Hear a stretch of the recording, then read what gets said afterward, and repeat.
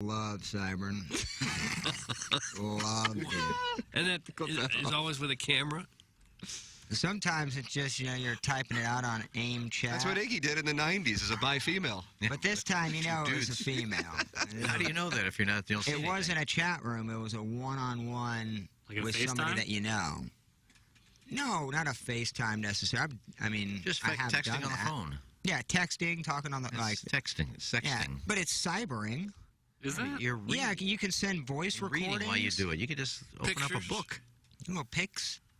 Oh, yeah. Do you ever take a selfie of yourself and send it to your gal pet? Especially with that hog you're managing. Oh. I sent a hog pic or two, yeah. I mean, I had to do a Dropbox. You got my number, right? Send it, but... Okay. Hot takes. Yeah.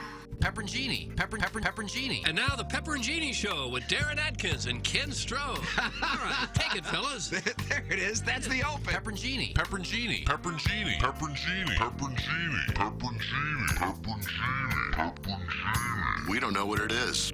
We don't understand the name. We just know it's stupid.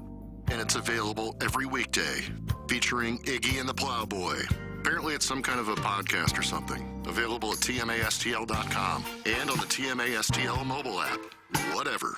Here's Action Jackson with 3 more ways to get TMA content. Check out listener rewards on the new TMA mobile app. Watch the show live on the TMA studio cams. Find it at tmastl.com. Get the podcast on the TMA app. Download it now. Thanks, Jackson. It's the Ryan Kelly Morning After on 105.7 FM HD2. Hey, it's Jackson for Rosalita's. TMA listeners know that Rosalita's Cantina has the best patio and the best Tex-Mex in town. From tableside guac to piled high nachos, the amazing menu at Rosalita's is full of classic Mexican dishes. Plus, it's always time for a margarita, and Rosalita's has the most delicious house and specialty margs in town. Enjoy happy hour specials Monday through Friday from 3 to 7, and let Rosalita's cater your next event. Check out rosalitascantina.com or visit the downtown or DePere location today. Time to get your fiesta on at Rosalita's. Hey, this is Tim McKernan. I'm here with Ryan Kelly, the HomeLoanExpert.com, and you are always looking for a way to help people out, and the Hero Loan VA is a perfect example of that. Absolutely. That's how we get back to our military and their families. We close VA loans 21 days or less. Heck, I'd like to tell you 14 because we're doing them in 14 and less, but I can guarantee that 21 days or less on a VA loan. And you can buy a house with no money down. You can refinance and cash out up to 100% of your appraised value. Truly is one of the best programs out there. Get the loan that you deserve today at HeroLoan.com, the only way to VA. If you are a commercial property manager, property owner, small business owner, or are involved in operations, listen up. Engineer Design Facilities has become the #1 commercial fire alarm service provider in the market. EDF's goal is to not increase your operating budget, but rather decrease it, and at the same time service your business's commercial fire alarm needs with the most experienced and competent technicians this region has to offer. Make sure your building is up to code. Email fire@edf-rg.com to schedule your systems evaluation today. That's fire@edf-rg.com. Celebrate all your college and fantasy teams' totally touchdowns this weekend with Tullamore D.E.W Irish Whiskey. May your team be swift and their aim be true. May the refs be forever in your favor and your whiskey always Tullamore D.E.W. Tullamore D.E.W, the original triple blended, triple distilled, smooth sipping Irish whiskey, made exactly for game day moments like this. When it's game time, it's totally time. Tullamore D.E.W Irish Whiskey, 40% alcohol by volume. Imported by William Grant & Sons Incorporated, New York, New York. Please enjoy Tullamore D.E.W responsibly. This is Tim McKernan. I'd like to tell you about a company I started just a couple of years ago and I still own. And it's called Sound Story. It's essentially a 1-hour interview that we do either in person or via Zoom with mothers, fathers, grandmothers, grandfathers. They come in and they tell their stories, education, growing up, and of course, family stories, the wisdom that they can share with their loved ones for generations to come. It's an audio heirloom. It's Sound Story. To learn more, go to mysoundstory.com. Deagle Truck Center has been the St. Louis area's go-to medium-duty truck dealer since 1933. Deagle Truck Center is a union shop looking for technicians and bodymen for both their Hazelwood and St. Louis locations, offering the highest rates of pay in the area, plus benefits. An authorized Hino and Isuzu dealer, Deagle's friendly and knowledgeable staff is prepared to make sure you have the best experience. Stop by the Hazelwood location to see their large selection of pre-owned inventory. Visit DeagleTruckCenter.com to learn more. That's DEGEL truckcenter.com. The Classic Car Show and Concert, September 25th at the Factory in Chesterfield, with performances by Jackal. When will it rain? I feel the heat burning through my shoes. And Stephen Piercy from Rat. for the concert on sale now. Got a classic car you want to show off? Vehicle registration is open now. The Classic Car Show and Concert. A day of fun for the family and a night of rock. Find out how to get tickets at thefactorystl.com. Live from the Michelob Ultra Studios, KPN-TFM HD2, Collinsville, St. Louis. This is TMA All Day.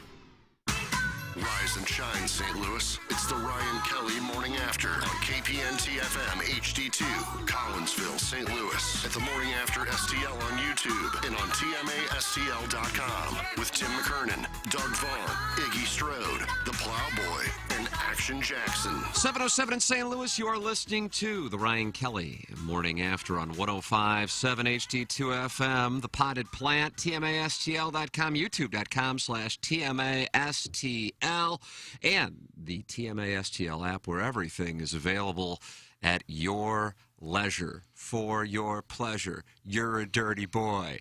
Get your pleasure. What? Just thought I'd try it. No, I felt what like kind it of worked. opening is that after a hectic sports weekend?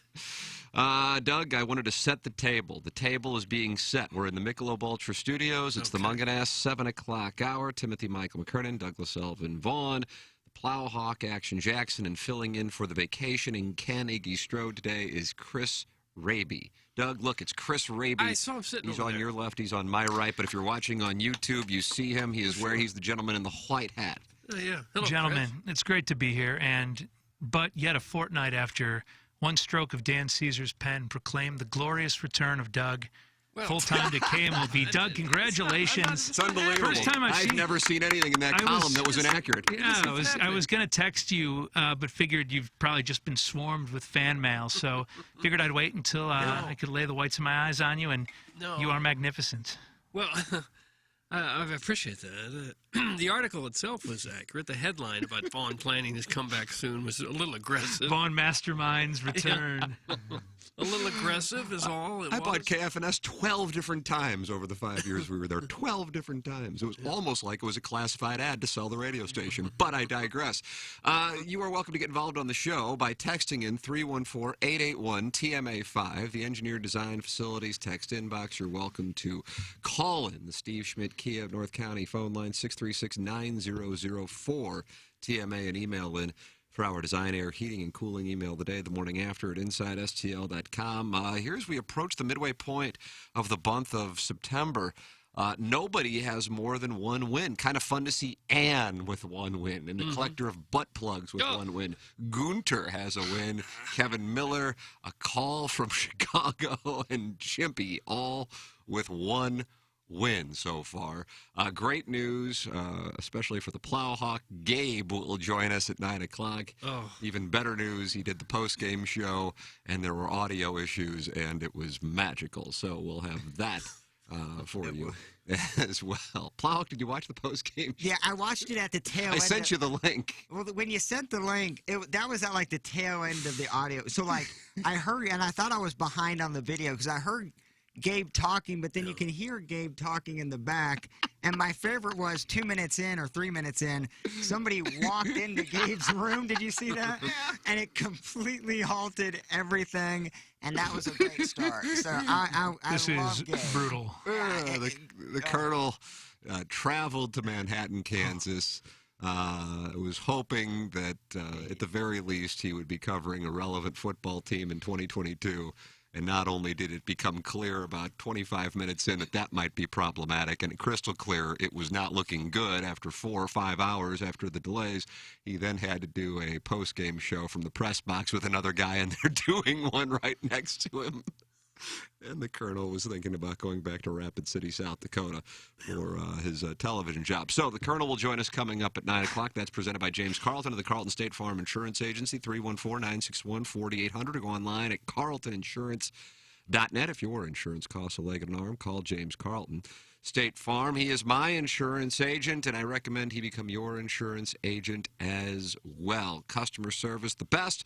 We had an issue here a couple weeks ago, and immediately James took care of it. We had an issue about a month and a half ago. Immediately, James took care of it. The customer service is second to none. 314-961-4800. It's the Carlton State Farm Insurance Agency in Webster Groves. James Carlton, 314-961-4800 to go online at carltoninsurance.net. Doug, what is the lead? I mean, it's a Sadie Hawkins, so you get to choose the lead. Plowsy had a big weekend. From was active. From a timely standpoint, I guess it'd be Albert Pujols, but since we kind of started talking about Missouri football, I guess we could lead with that. It wasn't their best performance, I would say. Real nice. It was one of those where I went from can't wait to can't watch in about a quarter and a half. It was pathetic is what it was. It was really kind of sad and pathetic that's the best they can do at this point. Mm-hmm. These are cakes. Well, it's true. Come on, Elijah! You got to open up this offense. Where's your 5-star? He's dying on the vine out there. He lugged the rock just one time for half a dozen yards. You threw to him once for 3 yards. Are you kidding me? He's your big offensive weapon. Where is he? Where is he? What happened to Nathaniel Pete? 13 carries, 10 yards. We got to do better than that. Plowsy says Burden might transfer. Burden might transfer, according to Plowsy. That's the last thing we need. Now, is he going to transfer in the middle of the season? No, I'm more stirring the pot. But I'm shocked that they don't surround the offense around him. Even, like, putting him in a wildcat formation, 2-yard slants. Bet they've never thought of that. They thought of it the week before. They forgot about it this week. Is it possible that they just didn't want Abilene Christian to see the whole playbook?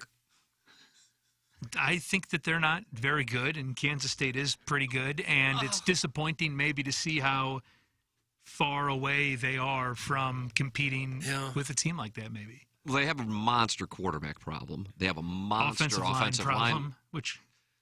Go ahead. No, the only thing that wasn't terrible was the kicker.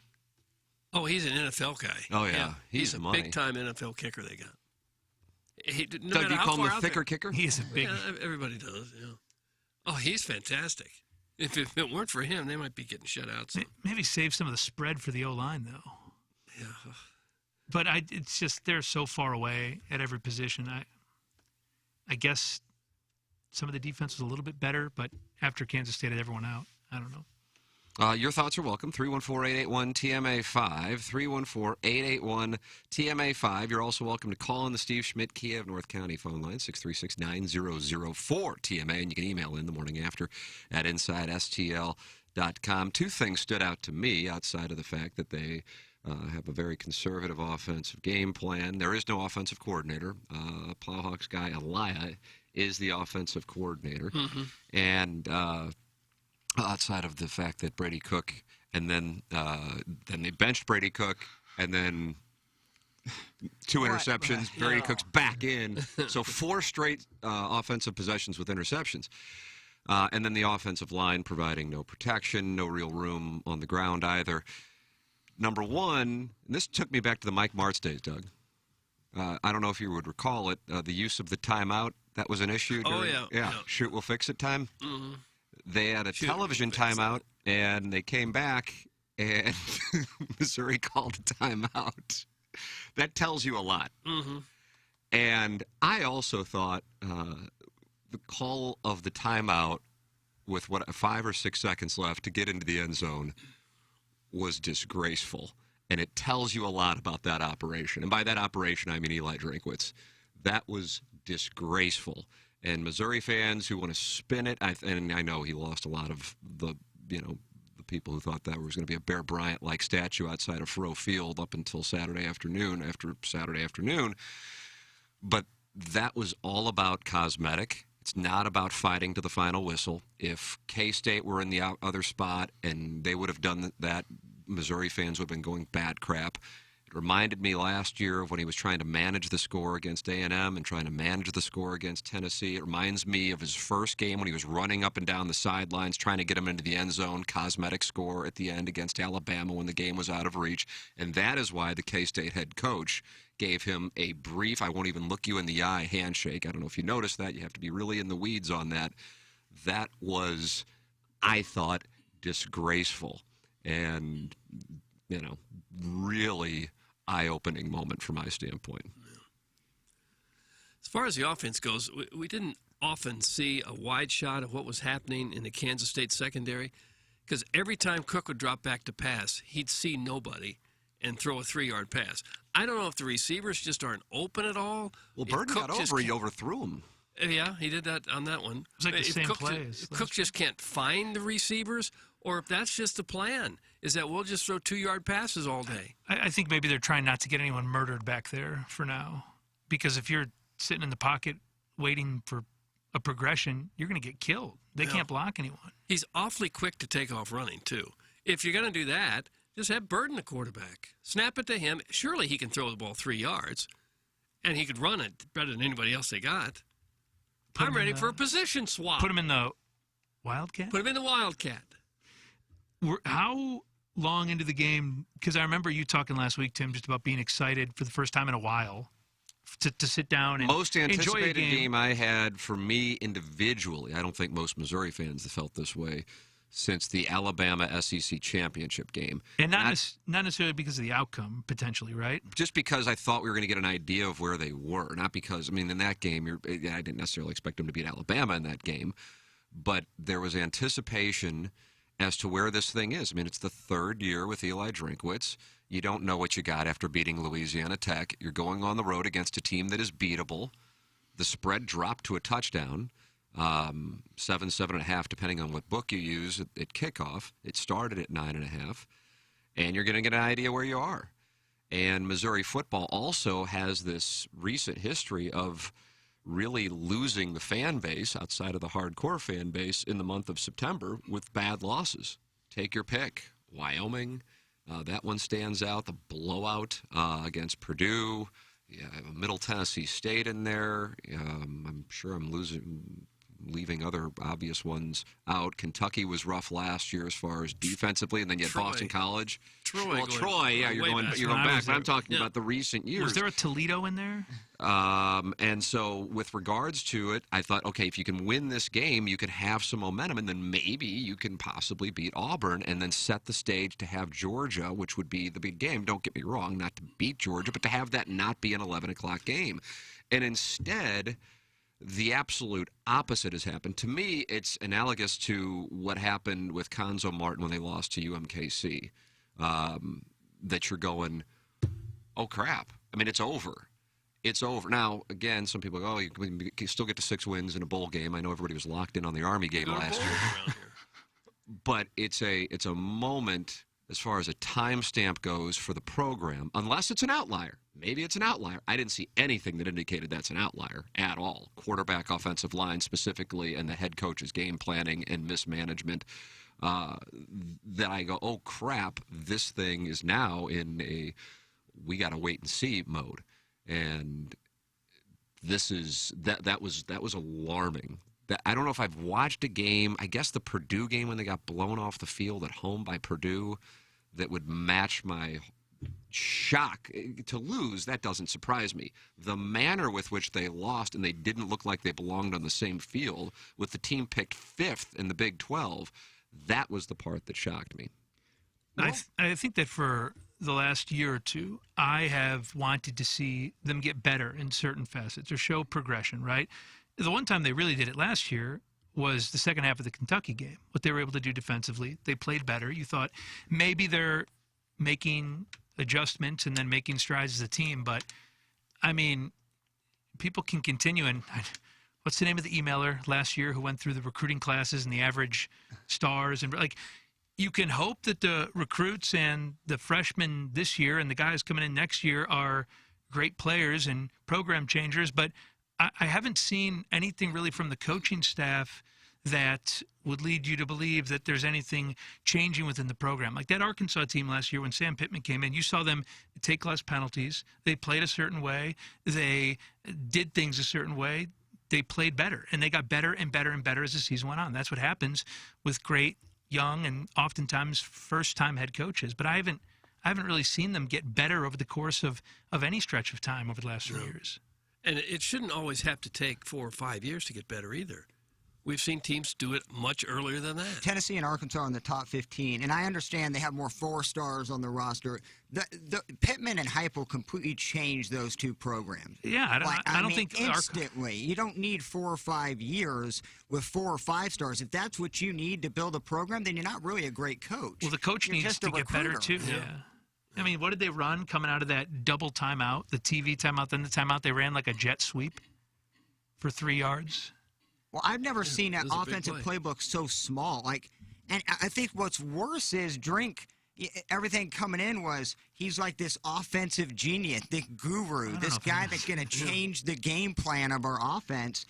And then not to put Sam Horn in, I guess I get it because he would have got slaughtered because of the offensive line. But his reasoning was he didn't know the playbook. That's a JFL junior high playbook. It's jet sweeps. It's 3-yard dump patterns. It's just have your 5-star recruit just fly past and try to get him on a deep ball. There's no creativity whatsoever. You have weapons. I mean, Lovett, Burden, you got 2 decent running backs. Even if you don't have an offensive line, there's ways around that. There was no game plan whatsoever. Blame it on the weather delays or what have you, the field conditions. K-State was playing on the same conditions, and they were rolling. I could not believe it. And I don't like to bury Mizzou. I kind of like having fun. This is like I did not want to see. This is really bad. Where they're at. Drink needs to have somebody call the play. I would be shocked if he calls plays anymore. I mean, that was pathetic. I just have no words. Colonel wrote about that yesterday. He expects him to continue to be the offensive coordinator. He wrote about how people were very critical about Barry Odom when he got a defensive coordinator, considering he was a defensive guy. I still, even if they go 1-11, dead serious, I wouldn't want to see them fire him. I know it might sound crazy, especially in this moment where people, and that's coming from somebody who has never bought stock in Eli Drinkwitz. I still say you can't be turning over coaches left and right. You just can't do it. In Columbia, Missouri, you can't. In Columbia, Missouri, you can't. Tuscaloosa, Alabama, you can. But in Columbia, Missouri, you can't. And so you can't send a message to other coaches that you have 3 years to get it right, especially if you're inheriting a dumpster fire. So give him time. But that was alarming to me.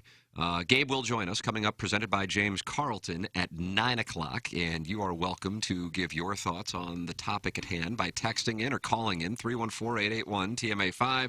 314-881-TMA5. Engineered Design Facility, sponsor of our text inbox. EDF, Engineered Design Facilities, is the sponsor of the text inbox, and you can support the sponsors by working with Engineered Designed Facilities. EDF, sponsor of our text inbox, 314-881-TMA5. EDF's Fire Division now testing, inspecting, and maintaining the fire system on all commercial kitchen and restaurant hoods.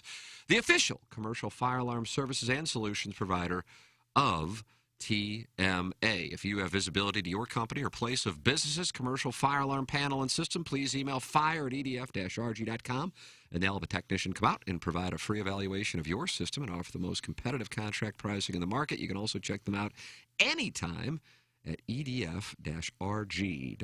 EDF is Missouri and Illinois preferred full-service vendor for licensed and certified professional servicing, monitoring, testing for fire alarm services, and system and fire suppression systems. That's Engineered Designed Facilities. Doug, can you tell us about our title sponsor? His name is Ryan Kelly, and he's online at thehomeloanexpert.com. And he is ready to give you a cash-out refi. Well, it's your money. It's sitting there in the equity of your mortgage. Take it out if you need it. If you need extra cash to pay off high-interest credit cards or make home improvements, well, Ryan Kelly's the guy you need to talk to. Many people could use some extra cash, and a simple cash-out refi is available with the Home Loan Expert. The Home Loan Expert offers low interest rates and refi with an average cash-out of $54,000. Be nice to have that to pay off those high-interest credit cards.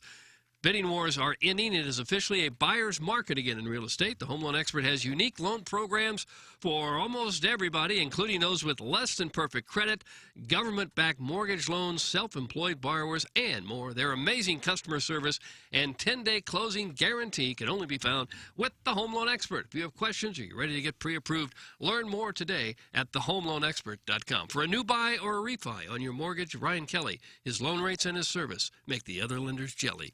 Doug, Gabe had a wonderful post-game show on Saturday live from Kansas State. Take a listen. I'd like to. Hit the lever, Plowsy. Hit the lever, Plowsy. Good afternoon from Bill Snyder Family Stadium in Manhattan, Kansas. The scene of a brutal crime in the last 3 days. Now, was there another podcast? The last 3 Wanted to go back to the Alabama game again. Missouri Number one ranked Dueling takes to the Kansas State Wildcats. I might say 40-6. Where's the microphone? You got Ohio State on the last play of the game. Why did Jackson stop typing? at the moment in terms of Whatever, the 40-12 championship. was. The other guy's And I should say, we got a couple hundred people on here. Really appreciate it. Well, I see your comments and your questions building up, and we are going to get to that. But we always like to just kind of start with just a little unfiltered, hey, let's talk about the game. Okay, so we've talked about play calling. We've talked about the line. Gerard is going to get to writing, and I'm going to get to writing. Appreciate you guys being with us. Appreciate you sticking with us through what were audio problems and then not audio problems, and I created audio problems. But look, that sums up today. This is the first football game I've covered in this glorious state of Kansas in 11 years. It was cold. It rained. There was a lightning delay. There was a blowout. And then apparently K-State had a better postgame show. And now I get to drive home. The Colonel is always doomed. That gentleman had a full head of steam, and he was just going downhill in a hurry. He was feeling good about the win. You could tell that was probably Bill Snyder's son, maybe. Hey, Willie Wildcat from the Wildcat Gazette. Coach Snyder, not Coach Snyder anymore. Yeah, all right, Coach Snyder. Go Cats. Were they in the same room? I Like don't they were know 10 what the feet situation was. The thing is that Gabe didn't. I was watching it. I legitimately was so happy when I found out he was doing a post-game show. Now, the difference this year is he's not taking calls after last year's situation. Which is a shame. Oh, God, the phone calls. There were people begging to get on the phone. I with him, know. too. Oh, so I guess he did it from, I don't guess, he was doing it from the press box at K-State, and I guess a guy next to him started doing one, but because he had AirPods in, he didn't know that it was going on. Oh. And so people were freaking out in the YouTube chat about the audio, and he didn't know. And then he starts to look at the comments, and he scrolls back 20 minutes, and he sees all the complaints about the audio, but he doesn't realize the comments are from 20 minutes ago, so then they start re-hooking up the audio, and then it creates an echo, and people then start freaking out because the guy had left that was giving the takes, and the audio was fine, and then they created an audio problem. All the while, Gabe had driven to the middle of Kansas to watch Missouri lose, and Gabe and I both recognized the same score, 40-6. We will not be recognizing the timeout touchdown with 5 seconds left.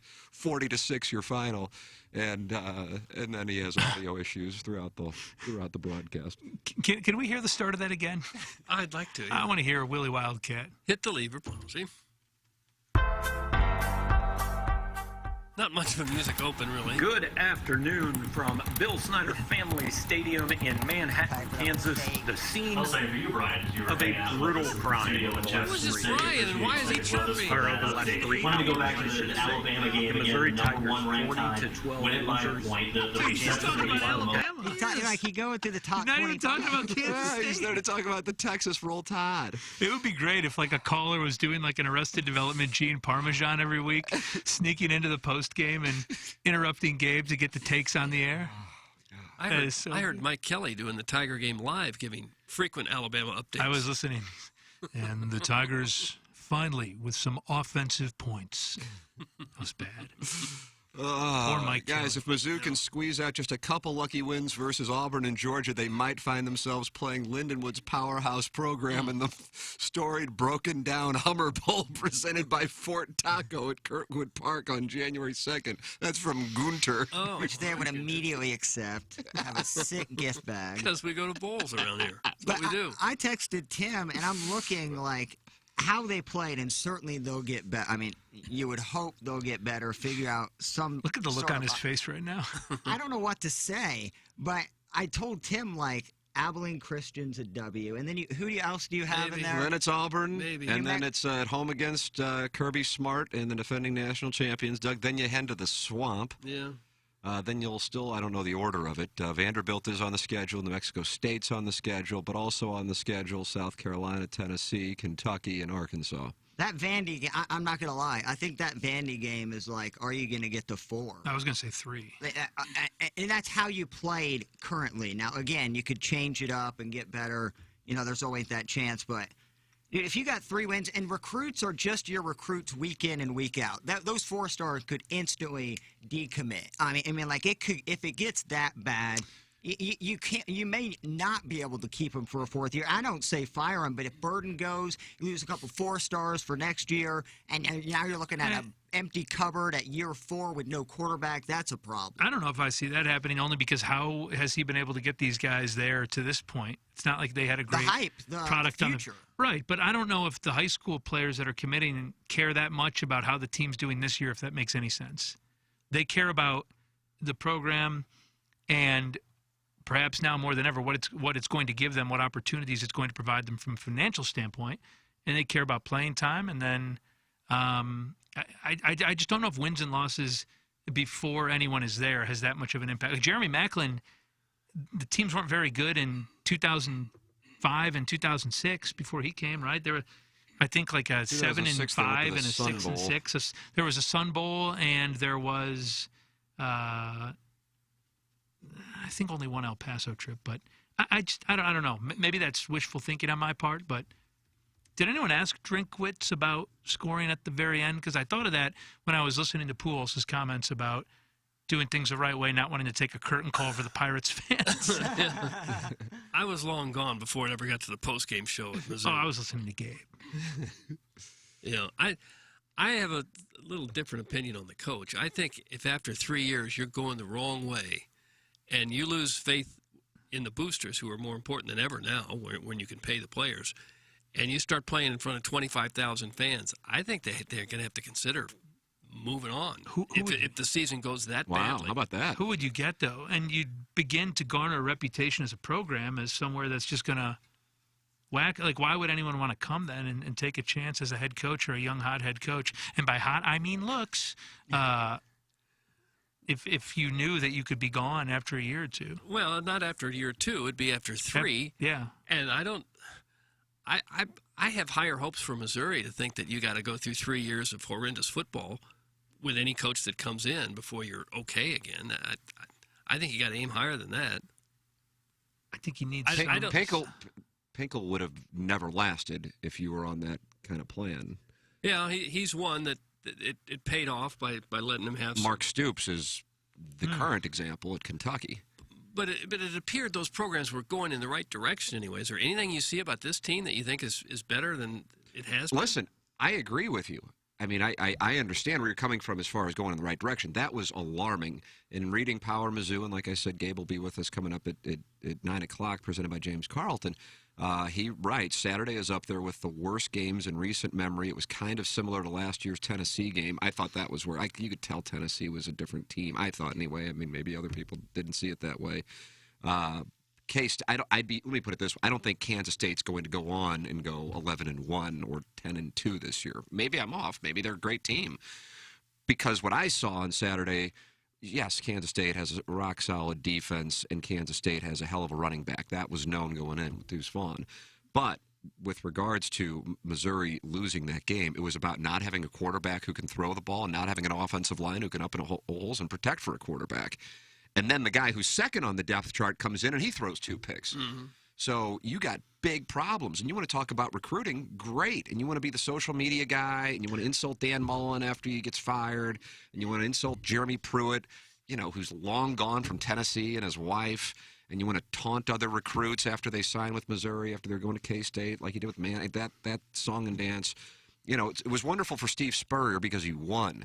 But this guy in Steve Spurrier, he had 1 year at Appalachian State. And I guess, Missouri fans are so thirsty that they'll drink anything and they'll believe anything. And this guy is a lot of smoke. And so now it's on full display. LSU in 2020 was not LSU in 2019. And the heaving the ball up in the air in double overtime in Florida did not beat, Tim Tebow's Florida team. That was a guy, these guys have been fired in part because they lost to Missouri. But that's what Missouri fans were holding on to, and the recruiting classes. But if you can't coach up the recruiting classes, and if you can't get a quarterback, that's a big problem. And he was going balls to the wall to try to get a quarterback through the transfer portal this offseason and couldn't get it. Well, that tells you how much faith he had in Brady Cook. And so the guy he got, they bring in, he throws 2 picks, he's gone. What does it say to Brady Cook? That he had a bad half and he was gone. Now, don't get me wrong. It was terrible, but he was gone. Connor Bazelak got to sit out there and clearly wasn't healthy last year, and they had no chance against Arkansas because Bazelak was immobile. But he at least got to stay out there. Then he yanks him. Then he goes to Indiana. And I'm not saying Connor Bazelak was the answer by any means. The point is, this guy's an offensive genius, but he can't get a quarterback. And then when they do go out there offensively, the playbook looks like something that, that Bob Stoll was running as far as just like old school football. So Bob Stoll comparison is terrible because they used to score a bunch of points. They just got their asses beat. Yeah, they used to score 50 but give up 70. Point being, it's old school, just what, there's Put your hands in the dirt. Pin your ears back. And if you want to throw 4 or 5 picks a game, throw it to Burden. Like, I would just exhaust. I would just exhaust my, you have got to get him the ball. I do not care how you do it. You've got to get him the ball. The fan base wants him. Yeah, he's the only one on offense that has any sort of athletic ability outside of Dominic Lovett, and you don't have a quarterback to get him the ball. My favorite play of the whole game was maybe it was the first quarter. It was a slant pass to Burden across the middle. It was, of course, inaccurately thrown, but that's the exact kind of play you want to give a guy like that. Yes. And that was encouraging, but of course, no offensive line, no quarterback. And Gabe talked about that play as Burden maybe not extending enough or maybe led up because there might have been a safety there. I looked at the play and it looked like just a bad throw. There wasn't enough arc on it. It was way too much zip. I mean, he would have had to make a stellar catch there. No arc, too much zip. How did it feel to get the business end of Connor Bazelak a couple weeks ago, Plowsy? Yeah, that was a rough one. He didn't have a great game. Maybe he'd transfer back. I just worry about... I don't think that's ever been done, has it? I would worry about Missouri a lot just in terms of the wheels could definitely fall off. If you get a 3-win program, I mean, Luther Burden, if he has another year of this, he's just a guy at this point. Like, he has no ability to showcase for the NFL, and I'm not saying he's going to transfer, but, man, it got to be... When you used to do the thing about Luther Burden transferring, I realized, at least I think, a lot of it was theater. I couldn't see that, But from a serious standpoint, if you don't have a guy who can get him the football, that's decreasing his value as a professional by millions. And so that becomes like the Nolan Arenado thing. That was on 101 ESPN. I would get that all the time that he's going to opt out. And I'm going, he's not going to opt out. He's not going to opt out. But maybe I'm wrong. I don't know. With Luther Burden, it didn't really cross my mind. It started to cross my mind in that game when it was clear they don't have a quarterback. Now, maybe they do, and he just didn't play on Saturday. And Sam Horn, that's the guy. Gabe says he would like to see him play at least a quarter against Abilene Christian. Another thing that Gabe wrote about is, I don't care if they win by 100 on Saturday. It doesn't make me feel any better about where this team is. That's Abilene Christian. That's what you're supposed to do. I saw LSU put up like 50 in the first half against Southern. I doubt LSU fans are like, good, that takes the sting off of the Florida State loss. That's what you do in those games. And so then you got Auburn, which I would imagine will be buried on the SEC schedule on September 24th, as it should be.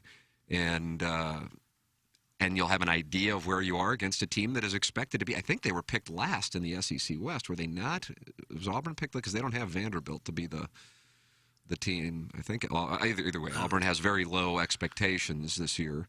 And maybe they can show something there. Maybe Horn shows something against Abilene Christian. But what I saw from Brady Cook was really eye-opening. But again, you got to have an offensive line, and they don't have an offensive line either. So you have a two-pronged problem on the offense, and then you get into Luther Burden.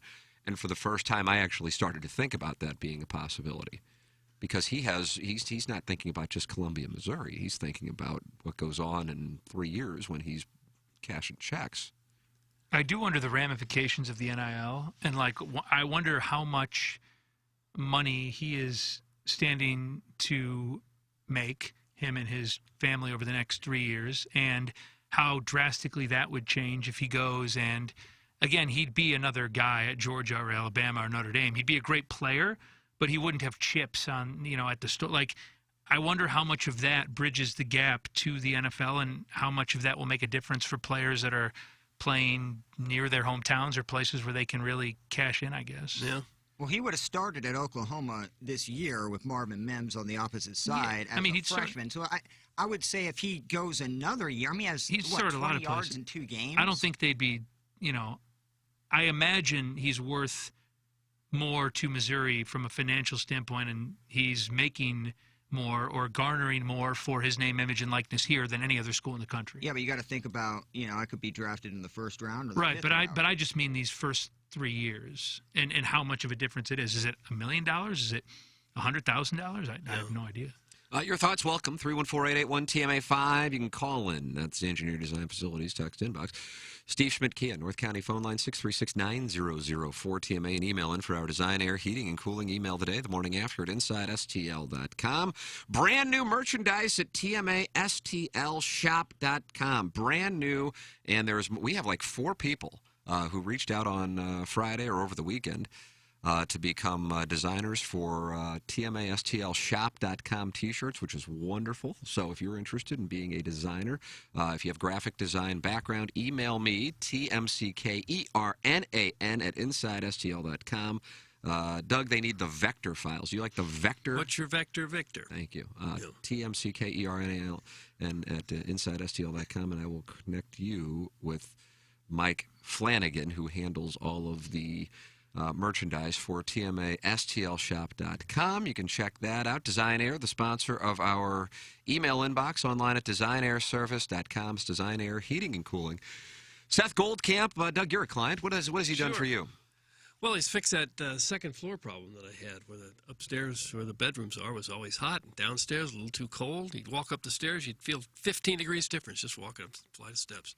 So he came in and altered a few things, and I thought we were going to need all kinds of major changes and repairs and new equipment. Didn't need any of that. He just kind of tinkered with the air conditioner and with some of the vents and everything, and now it's perfect. It's absolutely perfect. Thank you, Seth. Thanks, Seth. You're the Thanks best. very much. If you have any air conditioning issues, go to designairservice.com and click on the Book Now tab, and you're working with the best. The best is Seth Goldcamp and Design Air Heating and Cooling, the official HVAC provider of TMA and the Tim McKernan Show podcast. All right, let's read some text here, Doug. No way I would say Abilene Christian's W. Look at Notre Dame and Nebraska this weekend. Yeah. That's from the 314. Texas A&M took it on the chin at home. There is a difference, though, between Marshall, Appalachian State, and Abilene Christian. Yeah, but there's also a difference in Texas A&M and Notre Dame and Mizzou. I would agree with that, but Abilene Christian is, if that happens, then you get into, Nebraska lost to Georgia Southern, but you saw, that's a program that has been having people fired, every other year, I guess, since Osborne. It's Solich, Pelini, Riley. Callahan again. Callahan, yeah, and then now Scott Frost is. Should have never gotten rid of Bob Devaney. A Gabe post-game show would have been incredible yesterday. Truman down. Mitch, rediscover your family. Show them you care for the rest of your Cumstein. That's Mitch Cumstein. An interesting wrinkle with the NIL is at what point does Kaufman and Townsley pick up the phone to the curators and say, get the ball to our big-time sponsor or you cannot count on our support in the future? That's from Kevin's brother, Jack Demoff. I hope it never comes to that. And then the recovering alcoholic says, I will pull your hair and whisper in your ear how I am stretching your hole, boy. What? All fired up on rocket fuel cocaine I bought at the trailer park in Belleville. I don't know what that is, but it just came into the Engineering Design Facilities text inbox. It is kind of image and likeness, though. Yeah, I don't know if that trailer park in Belleville would be interested in They have sponsoring one the over program. there? They must. The recovering alcoholic says so. Meanwhile, the Cardinals, Doug, Albert Pujols hits his 697th home run. Not just in, you say, like if the Cardinals were to call a timeout with 5 seconds left just to try to get him an opportunity. This actually came when the game was on the line in the 9th inning yesterday, and he came through to dead center field. How do you do? Well, I'm fine, and so too apparently is Albert. I'm kind of to the point now where I'm thinking, sure, it'd be nice to have him another year. I mean, not just for the nostalgia of it all, but he's a big weapon. He's won several games for them here in the last couple weeks. He might wind up with, how many home runs he have for the year now? He is at 18. 18. Did anybody see that coming? No. For a part-time player, he was hitting 100-something in, July? Who had to play the field more, or theoretically more than he did last year, because he's playing defense in big moments in games. He had a he was great defensively yesterday. Yeah. Yeah. I think... I don't think we'll come back next year. You've got to would treat like it to like see the Pat Maroon situation, right? Like it could not, and apples and oranges, but it could not get any better than this if he gets to 700.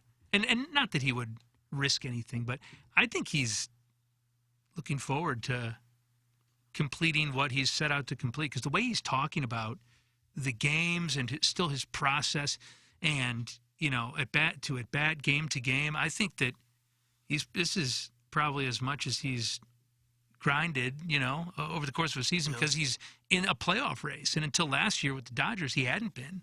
I think his perspective has been awesome. It's awesome that he's given away his jerseys and the home run balls, and he's been really good. And look at the mojo that he has built around the entire clubhouse with this race to 700. I mean, look at Lars Newbar, what he's done the last month, and he's like the big fanboy of Albert Pujols. I think. Did you like the pepper grinder? I kind of like it, but like you said, Doug, the home runs, every time you look at it, they're down 2-1 or tied, with a guy on first or second. Like they're big time, 2-3 run shots, giving them the lead late in games. And I just think the whole team vibe now, just this chase to 700 isn't just about Albert. It's like everybody kind of pitching in. It's awesome. Did you know, obviously, that you were trying to do that? Just a beautiful thing to watch, man. And I hope he gets 700 at home. Obviously get it in general. Going to get a chance this week. Yeah. Doug, it could happen this week. It theoretically could happen this week. The Cardinals have the day off today, and then 2 against the Brewers, who they have an 8-game lead on.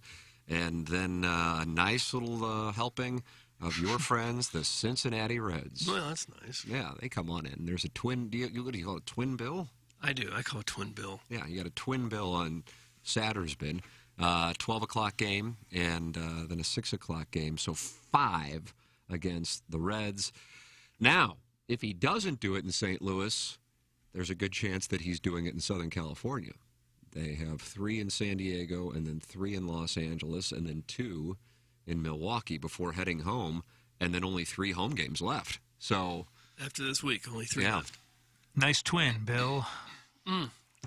I would be surprised if he can hit 3 this week. I would be. But I've been surprised by everything I've seen all year. So who knows?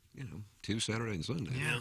And to be honest, he's kind of achieved. He got over A-Rod. 700's awesome, but it's essentially just a round number. 697, he gets to 4th all time. That's a nice feather in your cap. And nobody went into this going, let's hope he gets past Alex Rodriguez. They went into it hoping for 700. So I respectfully disagree with that. You wanted Alex Rodriguez more than 700, Joe? Well, no, I'm just saying 700's awesome. I agree. That's what we all went to the season looking for. But at the end of the day, the record wasn't 699 of A-Rod. The only thing he can really achieve is getting past A-Rod. How many did It's tough A-Rod to get have? past Babe Ruth. 696, I think. 696. Oh, see, I didn't even know if Jackson would know that. Jackson, I didn't know you're such a big A-Rod guy. I'm not it's not like I'm looking to slay A-Rod. I'm slaying the dragon of A-Rod. I'm just saying 700's cool, but it's a round number. That's been the thing. Did you hear him get a little banty with Rick Hummel post-game? How? Maybe banty's the wrong word, but I didn't mean to ambush you boys here. Hummel completely cut off Pujols when he was answering a question. Oh, yeah. To ask another one. And then ask something about, getting to 700 and how's when Pujols snapped back into it's not me, it's the team mode.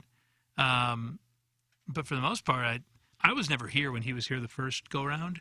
So it's been cool for me to listen and kind of get to watch him do this and do it in St. Louis. But different guy, wouldn't you agree, Doug? Oh, yeah. And that's everything I've heard. But there's just a little dash of bantiness at the end of his comments yesterday. He was super intense as a younger player here. There was no nonsense, super intense. That's where Yachty got it, right? Or I guess. Kinda... And if they lost a game, there was no way he was going to talk, or that you would want to talk with him. Yeah, it was. But he was intense before the game. He certainly was working. It wasn't a case of sitting there playing Golden Tee. He was working. But you just kind of, knew what the situation was. He is super happy this year, and I think it's contagious in that clubhouse. That is a team that ever since the trade deadline has been incredibly invested. And I'll tell you, while Goldschmidt certainly has fallen off relative to where he was, the Triple Crown is still alive. He's trailing Freddie Freeman in batting average. He's trailing in home runs as well, and he's got a couple people he's going to have to chase down in home runs, but it's not like he's far back. Schwarber has 37, Riley has 36, and Goldschmidt's sitting there at 35, and he is tied for the lead in RBIs with Pete Alonso at 109. So that is still alive. You have the Cardinals also in a spot where they're only 4.5 back of the Braves. Now they're 6 back of the Mets, and they only have 21 games left. So to catch the Mets is going to be incredibly tough. Plus, the Mets have a real butt-ass schedule left, and it's going to be tough to track them down. So then you ask the question, do you get Pujols in the lineup every single game because you have an 8-game lead and you're kind of in this no-man's land? Like, I would say the Cardinals are 97% to be the 3 seed. You know what I mean? Mm-hmm. So then get him in there, and it's not like you're putting in there somebody who's, not like Bernie Mac, Mr. 3000. He's producing. He's won games for them. He's won games offensively 3 times over the last couple of weeks. I would have thought they would have done that already, but Marmol seems to be playing it pretty down the middle, pretty much legit, getting Dickerson at bats as a DH. He's been great, too. Yeah, Dickerson has been so good. I was mocking that all year, and now he's turned out to be If he hadn't turned it around, I think maybe we would be seeing Albert every night, regardless if it's a right or left-handed pitcher.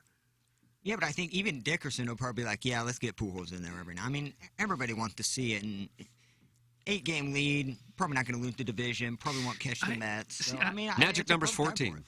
I don't know, and even so his comments yesterday, he was asked about the Pittsburgh fans clearly wanted a curtain call, and he didn't give a curtain call. Because the Pittsburgh fans were Cardinal fans in Pittsburgh. but it was Pittsburgh fans too, and he said he didn't do it because that's not the right thing to do, and he believes there's a certain way you treat the game, and he has respect for the game and for Pittsburgh, and however you feel about that part of baseball, I don't see him being complicit in any type of let's get Albert over the finish line, and that's not to say that he's going to say I don't want to play, but I don't think there's this, this guy, Dickerson wants him to get it. Their pitchers are going to groove him fastballs. Like this guy wants to play, and I think he'll get there by playing, but he doesn't want any charity getting there. No. What was it, Wainwright throwing to Jeter in the All-Star game? Said he gave him a couple of pipe shots.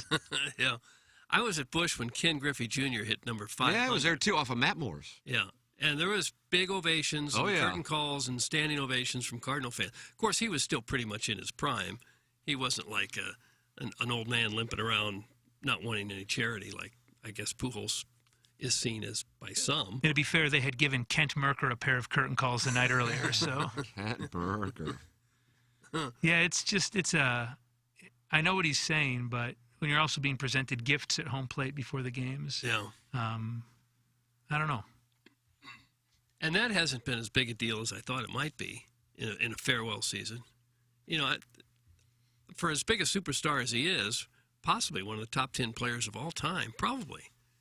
I would have thought maybe teams would make a little bit more of a big deal out of that than they have. The Derek Jeter thing was just, it was nauseating to watch. Every city had this like bouquet of flowers surrounded by this mural of Derek Jeter. I just. Pujols went to Boston, got it like the number 5 out of the scoreboard. That's cool. I think they got it, the Cubs did something for him, which is cool. Yeah. It's just, I guess I don't get it. What do you want? We will offer up some of our prospects' blood for you in the outfield. I don't know. It's okay. Maybe it's him saying he doesn't want these big. Maybe so. Yeah, it would get uncomfortable after a while. I assume. All right, I've got 6 rocking chairs. Like, thanks. Yeah, where do you put that? Like a storage unit? Like, where are you putting all these memorabilia items? Well, I'm sure his house is rather large. If anyone gets an extra rocking chair, Ken could probably use it for gobble bowls. So grab a couple. Oh, wow, gobble bowl shot. Have Pujols engrave it. It is fun, though, man. Even yesterday when he said, yeah, that pitch I hit out, though, was a bad pitch. I should have swung at it. Oh, yeah. You think he is top 10 all-time player? I don't know. I think we don't. I mean, hitter offensively? Yeah, I think so, because the first 10 years, was remarkable, and he's going to end with really great numbers. Not being below 300, that kind of sucks because you didn't really see that going in when he left St. Louis, but I would say 100% yes. It's tough to make like a top 10 list when you have guys who played 120 years ago. Yeah, it's hard to Darnell leave out Coles. Ty Cobb and Babe Ruth. And The current list from ESPN. Number 1, Doug, you want to take a guess? Darnell Coles. Ruth, I would think. That's correct. Number 2. I bet you're not going to get number 2. Mays? Yes, you got it. Number 3. Okay. Hank Aaron. That's correct. Hank Aaron, okay. Number 4. Garrick? No, Ted sorry. Williams? No, I'm sorry. Ted Williams Mantle? got to be in there. Darnell Coles. Not Ty Cobb. Yes. Number 5. Ted Williams. Yes. My God, you're on a heater. Number 6. Okay. Did Aaron get in there already? Yes. Garrick. Yes. Number 7. Number 7. Bonds. No, I'm sorry. It's not Koufax or Mantle. It's not. I'm not going Darnell Cole. Imagine. Walter Johnson. No, I'm sorry. Roger Clemens. No, I'm sorry. Ooh, this is a tough one. Ooh, Give position. me a Rogers Hornsby. No, I'm sorry. Can I have a position, please? Center field. It's not Griffey. Joe DiMaggio? No, I'm sorry. Ken Griffey Jr. No, I'm sorry. Wow. Oh, Who this we is missing? this is terrible. Who are we missing? It's not Mike Initial, Trout. please. M. Mickey Mantle. Yes. Okay, that was easy. Number 8. Oh. Have we said him yet? Yes. Ken Griffey. No, I'm sorry. Darnell Coles. Williams. We already got Ted Williams, and you got it, and you named him. Bonds. Yes. Okay. Number 9, and you have said him. Walter Rogers Johnson. Hornsby. Yes. Who was it? Walter Johnson. Oh. Big Train. And number 10. Rogers Hornsby. No, I'm sorry. He only hit 400 3 times, that's all. Not Ripken. Not my list, bro. Not Gwynn. DiMaggio. Musial. No, I'm... Yes! Oh. There you go. So which guy would Pujols replace in there? That's how you do it. If you were agree with that list, number 1. Yeah. I mean, that's... Well, I guess the question becomes, is he better than Musial to get in the top 10? Walter Johnson. You want to know Walter Johnson out there? That's the Is thing. he the only pitcher? No, on it's there? not 1898. Yeah, he was the only pitcher. I'd make, yeah. He was the best in the 20s and 30s. How about I think I could give you 20 guesses. This is only for Doug. And I don't think you could get number 11 on this list. Have we said his name yet? No. As I scrolled up just to go, oh. And I'm like, Johnny Bench. no. Tris Speaker. No, I'm sorry. It's 2. Okay, initials, please. Okay. PM. Doug only. Got it. PM. I got it. Oh, what am I missing? PM. Let me know when I can say it. PM. Second letter, first name, please. E. Peter. Pete. Morth. Who am I Peter missing? Morth. Third letter, please. D. Pedro Martinez. Yes. Okay. Does that surprise you? A little bit. Did Roger Clemens not get on the list? Honest Wagner's 12. Ken Griffey is 13. Greg Maddux 14. Mike Trout 15. Joe DiMaggio 16. Roger Clemens 17. Mike Schmidt 18. Frank Robinson 19. Rogers Hornsby's there 20. Roger Clemens won 7 Cy Young Awards and has over 4,000 strikeouts, and he's 17th. I just don't know. I'm surprised that Pedro Martinez is 11th ahead of these guys. Yeah. Cy Young, 21. Tom Seaver. Doug, you hit one off him. 22. Ricky Henderson, 23. Randy Johnson, 24. Christy Mathewson, 25. Just typical ESPN East Coast bias. He had that stretch to where it was insane. So, yeah, I mean, from 97 to 2002, he looked like he averaged 21 wins. Bro, Walter Johnson probably had dysentery at some point. Yeah, Give him credit. He threw, so many complete games. Yeah, Pedro Martinez ain't no joke. No. But I just wonder why Clemens gets, is it just because he wasn't very well liked? Or steroids accusation? But Bonds got in there in the top 10. What if we let the Baseball Writers Association of America decide more things in life? Things that we worry about. Baseball would have been dead 25 years ago. What if we just replaced aldermen with Baseball Writers Association members? Because we are lucky to have some great ones in this city. And listening to Derek, how he votes on his ballot, is so alarming than to hear the guy who just says, I don't vote for anyone first time. Or, I didn't vote for Jeter. Like, some of these people are not even hiding the fact that it's pettiness and it's vindictiveness that keeps some guys out of the Hall of Fame. It's 8:01 in St. Louis. You're listening to the Ryan Kelly Morning After. Munganess, St. Louis Acura, Alton Toyota, 7 o'clock hour. Coming up at 9 o'clock, the Colonel is going to join us and share his thoughts on the magic that was Saturday in Manhattan. Doug, the great thing about it is it was long, it was boring, and it was just an absolute massacre. Rainy. Absolute massacre. Cold, according to some who went. Was it, the Colonel? Yeah. He didn't enjoy his stay in Manhattan. Yeah, my neighbor didn't enjoy it. Oh, your neighbor went? Yeah, did not enjoy it at all. So I was actually at Munganast. I was listening on the radio. Game started at 11. It was 2:26 p.m., and there were 7 minutes left in the third quarter. I was like, wait, did this start at noon? I thought it started at 11. It was just a brisk 4:20. I think it finished at 4:25. Yeah. Almighty. I guess the one thing, I mean, there's two elements to this. It sucks that the season's, a nothing, and it's, taking place on September 10th. On the other hand, the thing that bothered me on Saturday was it was a beautiful day, and I stayed inside to watch this crap. But it's part of our jobs. I mean, I guess it depends on what you view your job as, but, I got to watch it. And I'm just like, okay, I'm not, whatever they do against Abilene Christian, I'm not going to worry about next Saturday and sitting inside for that, do it, fine, great.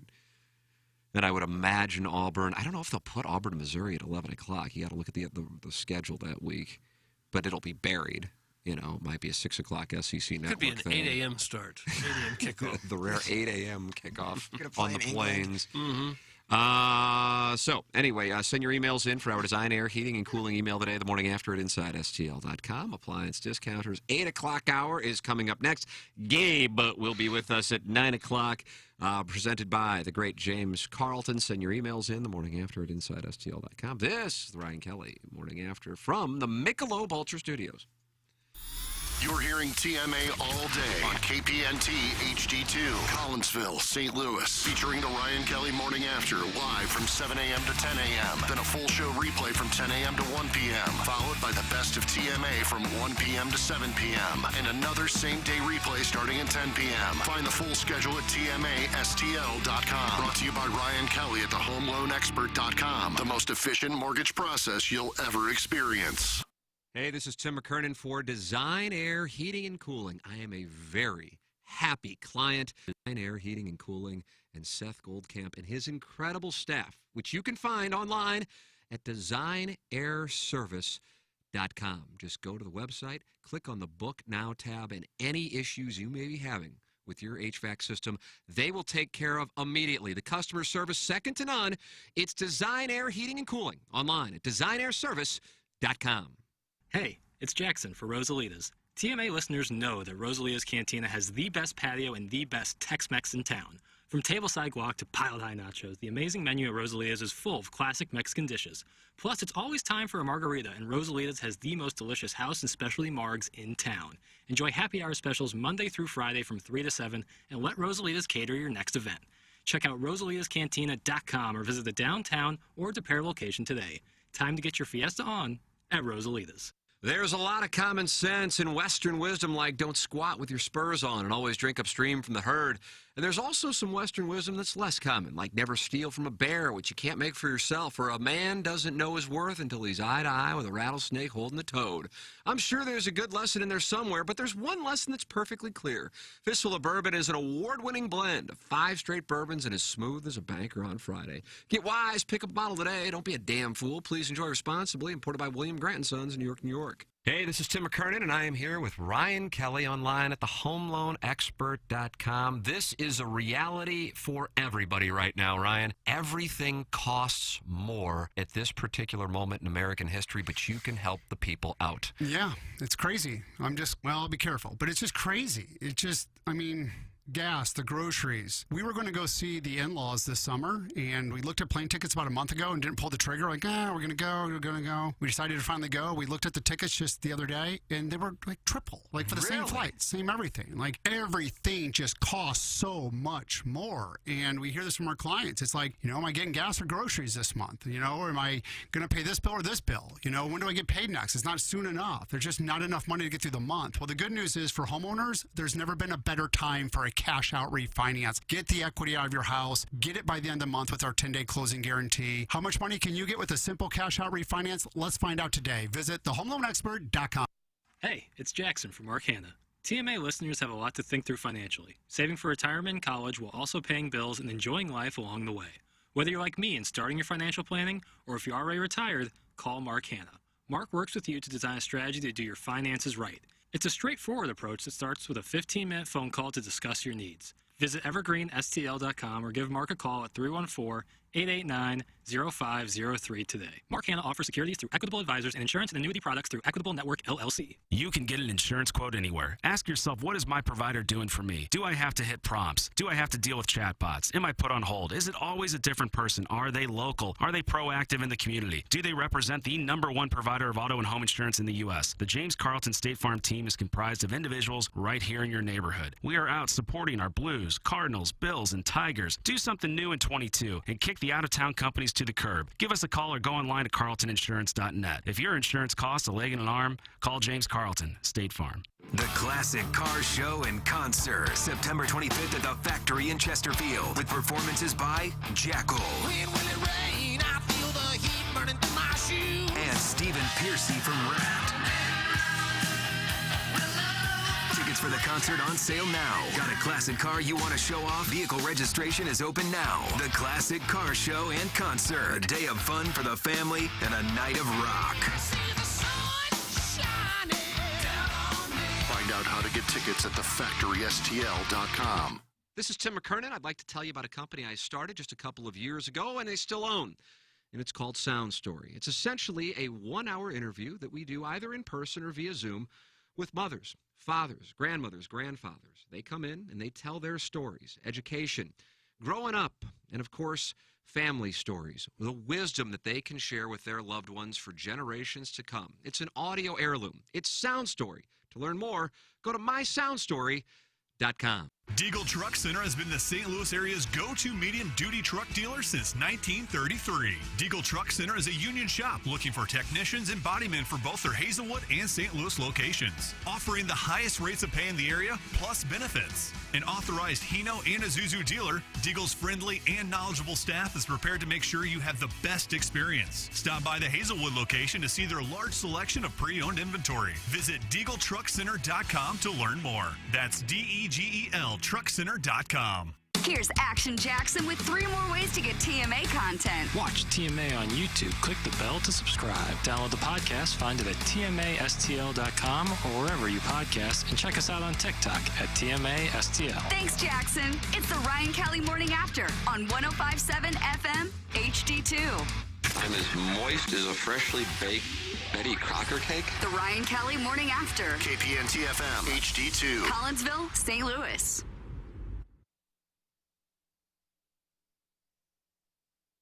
Sit in perspective, you're right. I didn't have it in proper perspective until I heard this. And now I'm beginning to really settle in. It's the Ryan Kelly Morning After. This is our Appliance Discounters 8 o'clock hours. We broadcast from the Michelob Ultra Studios. Timothy Mike McKernan, Douglas, Elvin, Vaughn, the Plowhawk, Action Jackson, Chris Rabian today.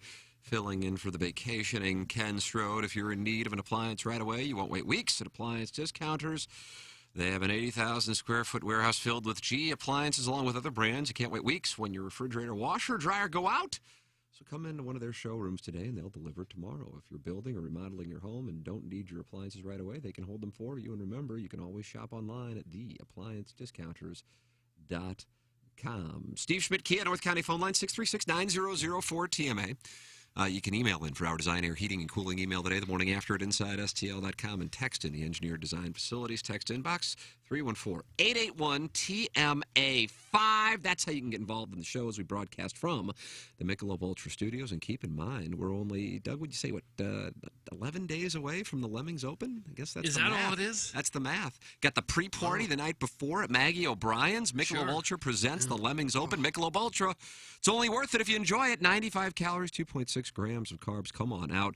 Breakfast from Donut Drive-In, lunch from Pot Belly Sandwiches, and then Uncle Leo's Pizza after the round of golf. Go low at the Lemmings Open. Sold out. Presented by Michelob Ultra. Friday, September 23rd at Normandy Golf Course. And on Thursday, the night before, TMA Live. Everybody can come to that, though. Everybody can come and see Sure they can. Eddie McVeigh in Sunset Hills. So that's where we will be doing TMA Live. Doug, you wanted to hear from caller Adam. Good news. He was on the Steve Schmidt Kia North County phone lines. Good morning, caller Adam. Yeah. Can you guys speak up, because my window got smashed out on Friday. I still haven't got a new one. I'm on Highway 70. Who smashed out your window? Did you ask me who smashed it out? Yeah. Well, how would I know? So someone broke into your car? No, nothing got stolen. So I don't know if it was nefarious or not, but I definitely don't have a window. I'm crossing the Blanchette Bridge. Doug, was it nefarious? I don't. Well, then how does the window get knocked out if it wasn't somebody trying to break in there, or you having to break in to unlock a door? Anyway, you're burying the lead, Douglas, and here's the deal: is that I know for a fact you got $10,000 in student loan forgiveness for John Bond. I got That's zero. My money. Zero. That's my money that you're using, idiot. So I'm gonna need $2,000 cash. I got zero. I was the schmuck who actually paid. I was the fool and the idiot who actually paid. No, you're getting it all wrong. I'm very happy that these students are getting $10,000. I wish they paid for all of it. Jackson is a prime example of somebody that's going to benefit from it, and so did Sean Bond. Well, what? So He here's didn't. the deal, though. You're wrong. He I had didn't. to get an MRI because I have a labia tear in my shoulder, and then I also have this window torn out. I'm going to need $2,000 cash. Stupid. You're gonna get nothing. You took out the loan. Need Pay an it anatomy back. lesson. You tape a Doug, black. I have a labia tear as well. So I can Wild. Do you tape a black garbage bag? The Hoosiers temporary window on that missing piece there, Adam? He's gone. Oh, I dropped him. I thought we were done. Oh, I'll get moved on. you had it up a It's bit. I always- thought we were done. It was a great move, the black garbage bag, and you just hear like the. The Colonel will join us coming up in an hour. Great news. Michael Wellington is on the line. Oh. Doug, he was on the bag of Tim O'Neill this weekend. Was he? And Chris Nagel's going out to try to Monday qualify in Napa. He's probably already out there. Good morning, Michael. Good morning, gentlemen. Hey, Raby, when you due back in Boys Town? Hey, Welly. I'm going to get my people to get with your people. This guy, you cannot get on the golf course with this guy. He says he's out working, but I think you were up at Belmont and Clark hinging over the weekend. That may be accurate. How are you, buddy? I'm good. It's good to hear your voice on the air. Fellas, who was that guy yelling into the phone about nefarious activities? That was caller Adam, Michael. Caller Adam. I don't know if I'm familiar with his work. He was very belligerent. He wants $2,000 from me, apparently. Doug, you're going to Venmo that to him now? I'm not going to Venmo him anything. Last time I played golf with Michael, it was the Monday that that he Mondayed for the Rocket Mortgage, right? Doug, was that the last time that Chris... Well, I don't know. All right, so we're walking Raby's up. doing the Iggy thing where we're things that walking could up be handled 18 privately are being We're walking handled. up. We're walking up 18 at Aberdeen, and I said, "What'd you end up shooting, Wellington?" Just a smooth 69, Doug. Smooth operator. Is that what he shot? Smooth operator. Oh. Wow. Must be nice. Must be sweet.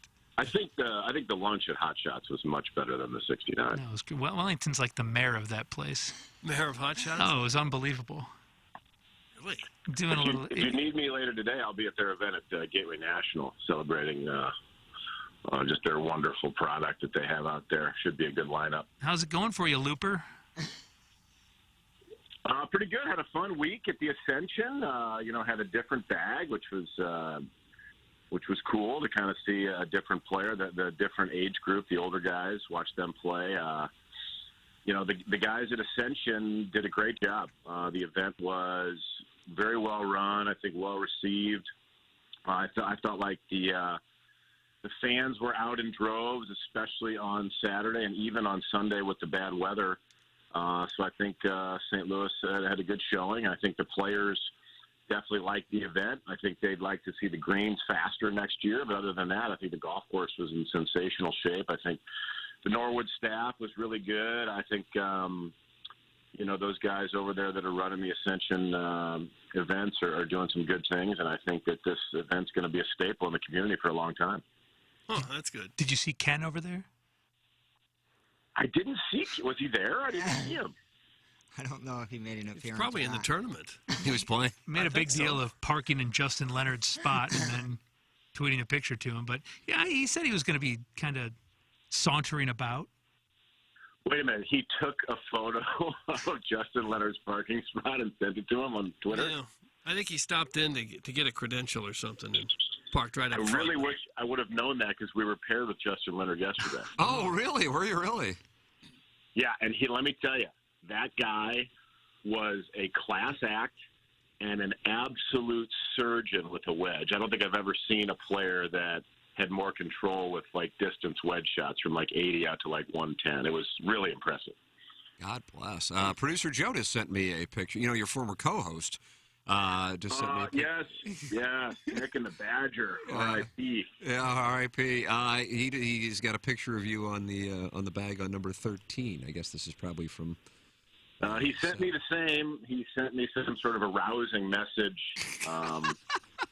Kind of him to be in our gallery. Was it kind of a nice hometown reception for you, Wellington? You're out there traveling the country, and now finally for the women of St. Louis, you're back and letting them have a glimpse of you as you stroll down the majestic green grounds of that beautiful club. What was it nice to be back?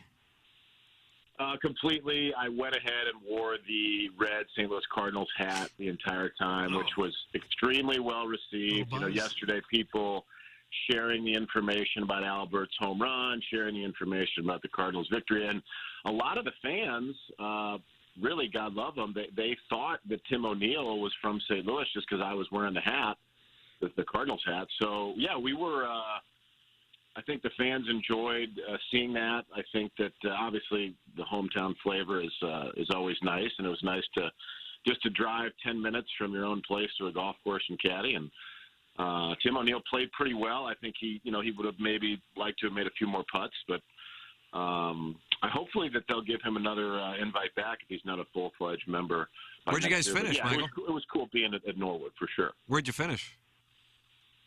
I want to say we were around between 30th or 35th or 33rd, somewhere in there. I didn't check the last minute, but yesterday when we got finished, we were around there. Spencer texted me on Saturday night saying that if you guys top 10, then he would be able to play in an event. I can't recall where the event was, so I was monitoring. South Dakota. Yeah, that's what it is. Yeah, probably a good thing that Harrington won it for the event. For the tournament, I think it's good that Harrington won. Exactly. He's a big name to keep winning. Exactly. Yes. And apparently, from what we were told, or I saw him hit one tee shot. He's like the Bryson DeChambeau of the senior tour. He's doing all these weightlifting workouts and letting his left foot kick out, trying to hit the ball as far as he can, and I guess it's paying off. Putting up weird Instagram videos in sports cars.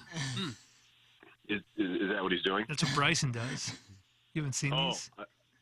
They're I try to not pay any attention. Yeah, to Bryson. I'm on the unfollow the Bryson train. Since you stayed home this weekend, how was the Hinge circuit in St. Louis? Yeah, that's a nice question. Michael Doug is not very high on the Hinge scene in St. Louis. Oh, is that right? He was more pleasantly surprised by what they have going on in the Quad Cities, if I'm not mistaken.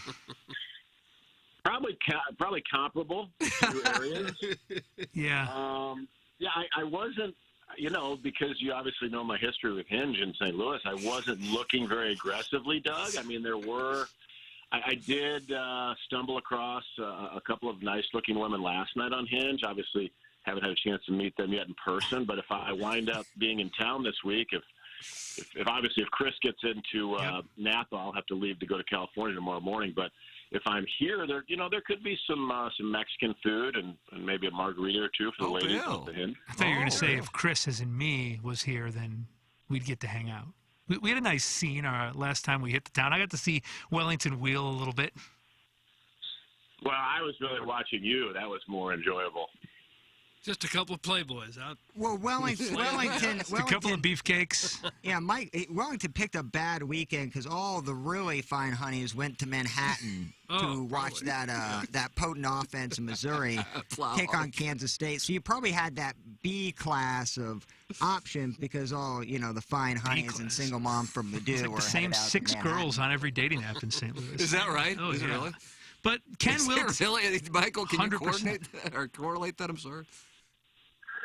Plowhawk, I'm glad that you brought up the massacre in Manhattan because as a person who, for his entire youth, went to Missouri football games and Missouri basketball games, and then seeing some of the things that have happened on that campus in Columbia, and then obviously the biggest fumble in the history of Missouri athletics by not hiring Tony Vitello to be the baseball coach at Missouri, I have shifted my allegiance, and any time that Missouri plays sports, I hope they get buried. Wow! Have a day on Tiger Board. Well, you're getting your wish, too. Yeah, the decision making there on campus, also with the athletic teams, I just can't get behind it. I can't support it. Then Drinkowitz opened his mouth earlier in this year about Tennessee. And I'm really looking forward to November 12th when they go to Rocky Top. That is going to be a bloodbath. Doug, it could be a challenge for the Tigers to handle. But I think Missouri can go point for point with Josh Heupel's offense. Well, I don't. Well, if you have an interim coach, maybe. I may go to that game and wear Tennessee stuff because that's just one of the greatest places to watch a game. God, that's unbelievable. They get like 100,000 in there, don't they? Yeah, Neyland Stadium is just a... How many do you think will be in Faroe for 11 o'clock kick against Abilene Christian? 25,000. 6. There'll be 6 human beings. The same girls on Hinge are going to go to... So Nagle's got the Monday qualifier today, and if he makes it, you get on a plane and head out to the Bay Area. Yes, Napa tomorrow or this week for the PGA Tour, first week of the season. Looking forward to that. Obviously, he's been outstanding in Monday qualifiers. But more importantly, fellas, where is Ken Strode today? Cut that off. He has his Megan Meyer Foundation golf tournament today, so he's out there shaping the ball from left to right at Winghaven. Does he have do they have a trivia night coming up or a nighttime event other than the golf tournament? He has the fan page bowling event that is called Gobble Bowl. Okay, and then you're having the Lemmings Open. The Lemmings Open is a week from Friday at Normandy. Okay, well, even though he's not on the air today, I would like to donate 3-hour-long lessons to put in the silent auction or any sort of... Wow, Doug, this guy, let me tell you something. Michael Wellington is a legitimate instructor. He should be an instructor. He should be an instructor. Sure he really should. He can get you compressing the ball. I wonder if Ken's wearing a... He needs help. I wonder if Ken's wearing a pair of Steve Harvey's rejected parachute pants today on the golf course. He certainly knows an inseam that most of us wouldn't dare go near. Oh, he's wearing that long zip-up of some kind. One of them, the quarter zip, whether it's salmon, white, lumberjack. Wellington, listen to this outrageous move. You know, Iggy goes no shirt, no T-shirt, nothing under his quarter zip sweaters. Not shocking. It's the biggest serial killer move I've ever heard. I think I'm 100% with Raby. It's a super weird vibe because you're just one piece of cloth away from Ken Strode. Oh. One piece of used polo clearance, second-hand sweater. He has a pair of I think I've seen these twice this year. He's got a pair of brown, black checkered trousers that he must really enjoy. They look like they're kind of soft and floppy. And I've seen him wear them, I think, at Normandy once this year, and I think I saw him when I was in studio one time. They must be, a favorite pair. Hopefully he'll don those for the Lemmings. Those are very strong. Well, he brought out canary yellow pant for the member guests this year to the delight of those in the Glendale, Oakland, Kirkwood areas. Kind of looks like he's wearing Tri-Cities. Looks like he's wearing a tarp. Yeah. Michael, always wonderful to hear from you. If you don't get out to Napa, we have a wonderful date scheduled for Friday. Ball Strikers Paradise. But I certainly am pulling for Nagel today to make it into the field. He's a Monday qualifying wizard, so I certainly wouldn't bet against him. If you get to Napa, you may need like 4 cell phones, like 4 belt holsters, just for all the hinging. Oh wow, could be. Actually, that's a good point. That may be a good area to hinge, don't you think? All those girls my hopped up God. on wine. Unless the 5 girls from St. Louis make their way out there. Doug, there's the 5 same girls from St. Louis. It was 6 a moment ago. Same 6 girls. One of them, we lost her over the weekend. Yeah. Yeah, she got together with matched. her ex. Yeah. Well, boys, always a pleasure. Thank you for having me. I've got to let you go. I got to get over to Gateway so I can help with the lineup at the Hot Shots event. There you go. He's going to help out. Thank you, Bye, Michael. Willie. There he is, Michael Wellington with us here. The text inbox is active. I hadn't. Let's see what we got here. Guys, Ken is wearing 4XL Salmon Nautica Polo matched with a different shade of pink hat. It's not Hoosier, though. That's from Big Tuft. The Illsider says, that a boy Wellington, Mizzou is trash. That's from the Illsider. Let's see. Hey, Christopher, you were taking over for Iggy in more ways than one today. We have a PGA Tour caddy on the phone, and you're making it all about you. I love your boobs. That's I'm out of water. Iggy will point out that it's always all about the boobs. caddies. Harrington swings as hard as he can. The other seniors are nice and smooth. Doug, is their skin smooth on the Champions I didn't touch any of the seniors. Let's see. The senior tour should be abolished. Put that money into KFT or Narcos tour. That's from Turvis Parrish. He wants the Champions Tour abolished. Well, that's a bad take. It's a bad take. It's like Iggy is running around in Raby's body today. That's from Big Saggers. Boy, there's a breast theme here. Right. I wonder if Madison Hedgecock got lucky over the weekend. As a matter of fact, he's also right there. Top of the morning to you, boys. I just woke up from a bender with Patty Harrington after his win yesterday, after the trophy presentation.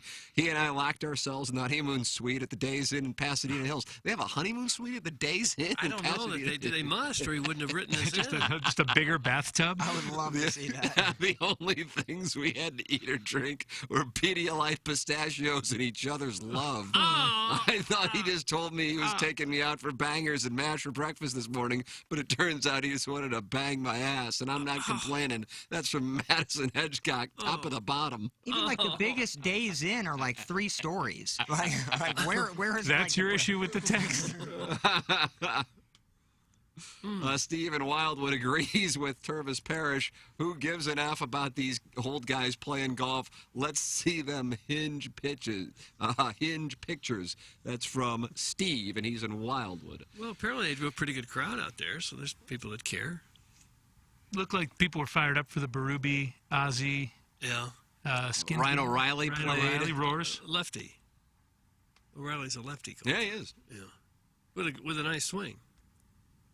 Imagine that, a professional athlete being able to hit a golf. I was watching briefly on Saturday, and Lee Trevino was putting, and he missed it short, and he just goes, and then the announcer goes, yeah, Lee has let us know he's not interested in putting anymore. That's good commentary, though. I'll be honest. I really kind of enjoyed that. And then I went back over to Manhattan, Kansas to see what the word was. Yeah, it doesn't interest me enough to keep, but I like that commentary. Licks, take notes. That's how you call into the show. That's from Danny Tanner.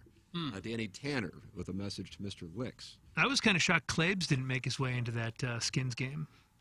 Oh, he was in it? No, he wasn't, but I figured that he would be. Hey, man, I'll play with Oz.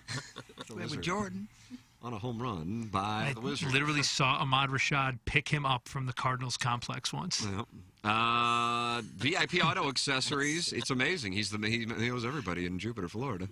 VIP Auto Accessories. The great Tommy Cebulka at VIP Auto Accessories is your one-stop shop for all of your van and truck upfitting. VIP Auto Accessories, your one-stop full-service shop for all your auto accessory needs. They do van and truck upfitting for commercial fleet vehicles. They provide graphic solutions for vehicles, retail office space, floors, windows, and more, and have a full array of public safety solutions, including for EMS and police fleets. VIP is now a full-service operation providing top-quality service and the ability to get it done now. VIP's one-stop shop will save you time and hassle. Go to VIPAutoAccessories.com, or you can call Tommy Cebulka directly at 314-4 428 3900. That's Tommy Cebulka and VIP Auto Accessories. They do everything there, so you don't have to take it to a bunch of different vendors. They're part of the TMA ecosystem. They work with Design Air. They work with Munganess. It's VIP Auto Accessories. Tommy wants you to call him directly, 314-428-3900, or email him, tommy.cibulka at vipautoaccessories.com. Doug, do you know anything about Marco Bertorelli? Well, sure, and you would too if you had a bunch of knives that need sharpening, because Marco Bertorelli that's the gold standard when it comes to having your knives sharpened. Locally owned and operated family business on the hill, where you can also get your nitro gloves. The price of gloves has skyrocketed over the past few years, like so many other things. But if you've been following the famous glove blogger Tom Traven, and you should be, He's a very good glove blogger. you know the need and demand for nitro gloves has returned in a big way. I don't know that there are any glove bloggers better known than Tom Traven. These nitro gloves are perfect if you have a latex allergy, or maybe you're working in the medical field and you need to touch a patient in a yucky area. Bertorelli has purchased truckloads of these gloves. They say these gloves are hard to find because of current conditions, and with COVID making a bit of a comeback, they've got them in big numbers at Bertorelli. They've got pallets and pallets full of these nitro gloves. If you work in a medical company, this is where you would go to get them. If your company needs them, Bertorelli is your place to go. You know what they also do? They repair and maintain commercial-grade slicers. If you have one of those giant slicers that needs work, or you're looking to pick up a new one, Bertorelli can handle that also. They'll have you slicing like the Dickens. Bertorelli Cutlery is at 1927 Marconi Avenue on the Hill. The website is bertorellico.com. For our longest-running sponsor, Bertorelli Cutlery. There it is. And Jackson, you'd like to tell the people about the Wolfpack?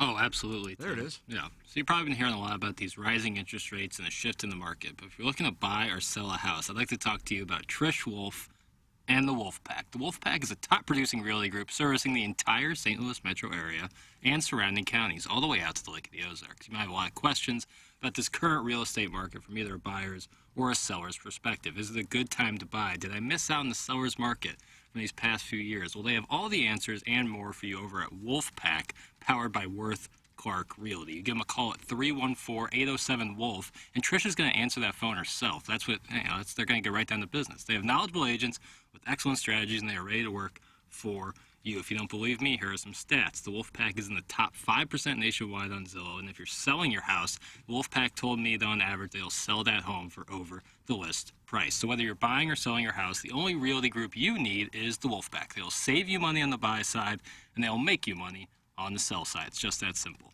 Call them at 314-807-WOLF, or visit their website. That's trishwolf.com. There it is, the Wolfpack, a wonderful sponsor here, the Ryan Kelly Morning After, just like the Appliance Discounters, your hometown appliance source, featuring major brands like GE. Appliance Discounters, sponsor of our 8 o'clock hour. Send your emails in for the Design, Air, Heating, and Cooling email today, which comes your way in about an hour and 10 minutes. The Morning After at InsideSTL.com. The Morning After at InsideSTL.com.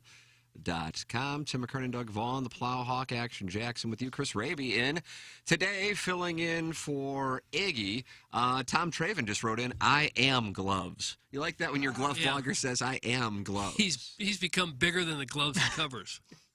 He's bigger than Gore-Tex. Traven, you devil. Yeah, very controversial glove blogger. Mr. Licks is active, Doug. He has become either a fan favorite or hated by more people. He's very polarizing. Chris, where are you on Mr. Licks? Can't stand him. Oh, really? Yeah. Is that right? He's just such a try-hard wannabe who does he want to be? He wants to be you, Tim. Although I do like when he says that you had a spot-on Lexi Thompson take.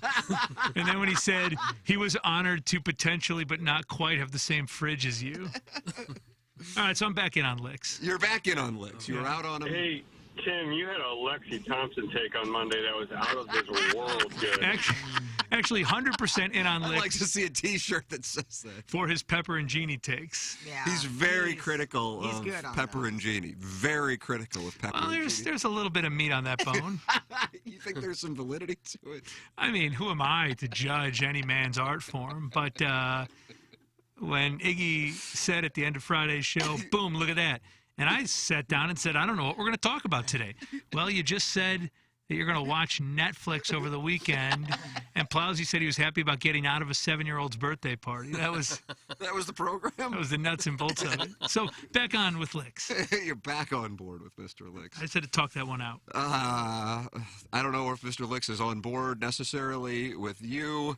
I don't know how to interpret this just tuning in. Unfortunately, there wasn't a Chili's stand there. Arabi would have been there for 4 days. That's from Mr. Licks. Am I often, going to bat for Chili's on this show? I didn't know what the take meant, but No, Chili's and Texas Roadhouse, those are very underrated. There's the gentleman who likes Chili's. I think I said Chili's is the GOAT of all airport meals. It's the only one open. Probably, yeah. Speaking of food, I have a weight loss question. Because I can't help you. I have become a borderline fat. I was up almost at 200 pounds a couple weeks ago, so I said, I'm not going to do this anymore. So I'm trying to lose weight, and I'm weighing myself all the time. Mm-hmm. Last night, right before I go to bed, I step on the scale. It says 193 and a half. This morning, I wake up, I step right on the scale. It says 190. Yeah. Water weight, baby. How do you lose it if it's still in your body? Because you burn calories. Burn about 700 calories overnight, depending on, heart rate and health. But the way to weigh yourself is always consistently at the same time, recommended in the morning. Naked, ideally. You can take your plug out. That's not part of the equation. Yeah, my gerbil was 2 pounds. And See, that's the reason, Doug. It's going to mess up the numbers. I lost 3.5 pounds by sleeping? Well, you're not taking in any liquid. Well, most of us aren't taking in. But you're not releasing anything either. Oh, you might not be. I'm here. Bill. But you think about it, what if somebody milks you? I mean, you're not going to the bathroom or anything. So. You might. So where's the 3.5 pounds go? Either. It's your body? I'm asking. I think you burn the most fat, not other than exercise, in your sleep. I just wonder, where does the weight go, though? I mean, you can't create or destroy matter. Go? You can't destroy matter. There's still got to be 3.5 pounds that went somewhere. All right. Look at your bed sheets. Neil deGrasse Tyson? Tyson? He's an astronomer, isn't he? That's where the weight's going? Into space. He's all right, Zuckerberg. I just don't know where the 3. So you're saying I should only weigh myself first thing in the morning? Well, you always weigh less there. Yeah. And I'm just baffled by how 3.5 pounds can disappear when you don't do anything. During the summer, think of how much water you probably drink over an 8 hour, 6, 7, 8 hour period, right? I drink a lot of water. Right. So you're not while you're sleeping. No, I can see why I wouldn't be gaining weight. Nor can I see, I would think the weight would be the same well, if I don't eat anything. Or if I don't go to the bathroom, if I don't eat anything. How does 3.5 pounds, how do you lose that? It seems like the headline here is that you're slimming down for TV. Ooh, yeah, you were telling. Oh. Well, he demanded 8 minutes for sports, and I think they're going to give it to him. I'm not. The king is back. Vaughn takes his rightful seat at the right hand of sports in St. Louis. Sitting down one-on-one here is Elia Drinkowitz. It'd be a great sit-down. Oh, so the 3.5 pounds just disappears into thin air somewhere? Doug, just to let you know, your shadow is back, and it looks like... Oh, you're about to fillet that mic, bro. Speaking of eating overnight. There you go. All right. I just wanted to help you out. Thank you, Plowsy. You got it. Doug, it's body heat, a.k.a. boy perspiration. That's from the birthday hawk. So I sweated out 3.5 pounds of sweat? I changed my sheets, and our mattress cover looked a little... Oh, you got to wash that thing, bud. Yeah, so we washed that, but it looked like there was 3 pounds of sweat there. Oh, more than that. How often do you change your sheets, Plowboy? Twice a week. Twice a week? Yeah, we have dogs, dude. I do laundry every day, bro. Blankets, everything. Yeah, so I do sheets twice a week. I was going to say, I probably... Need to.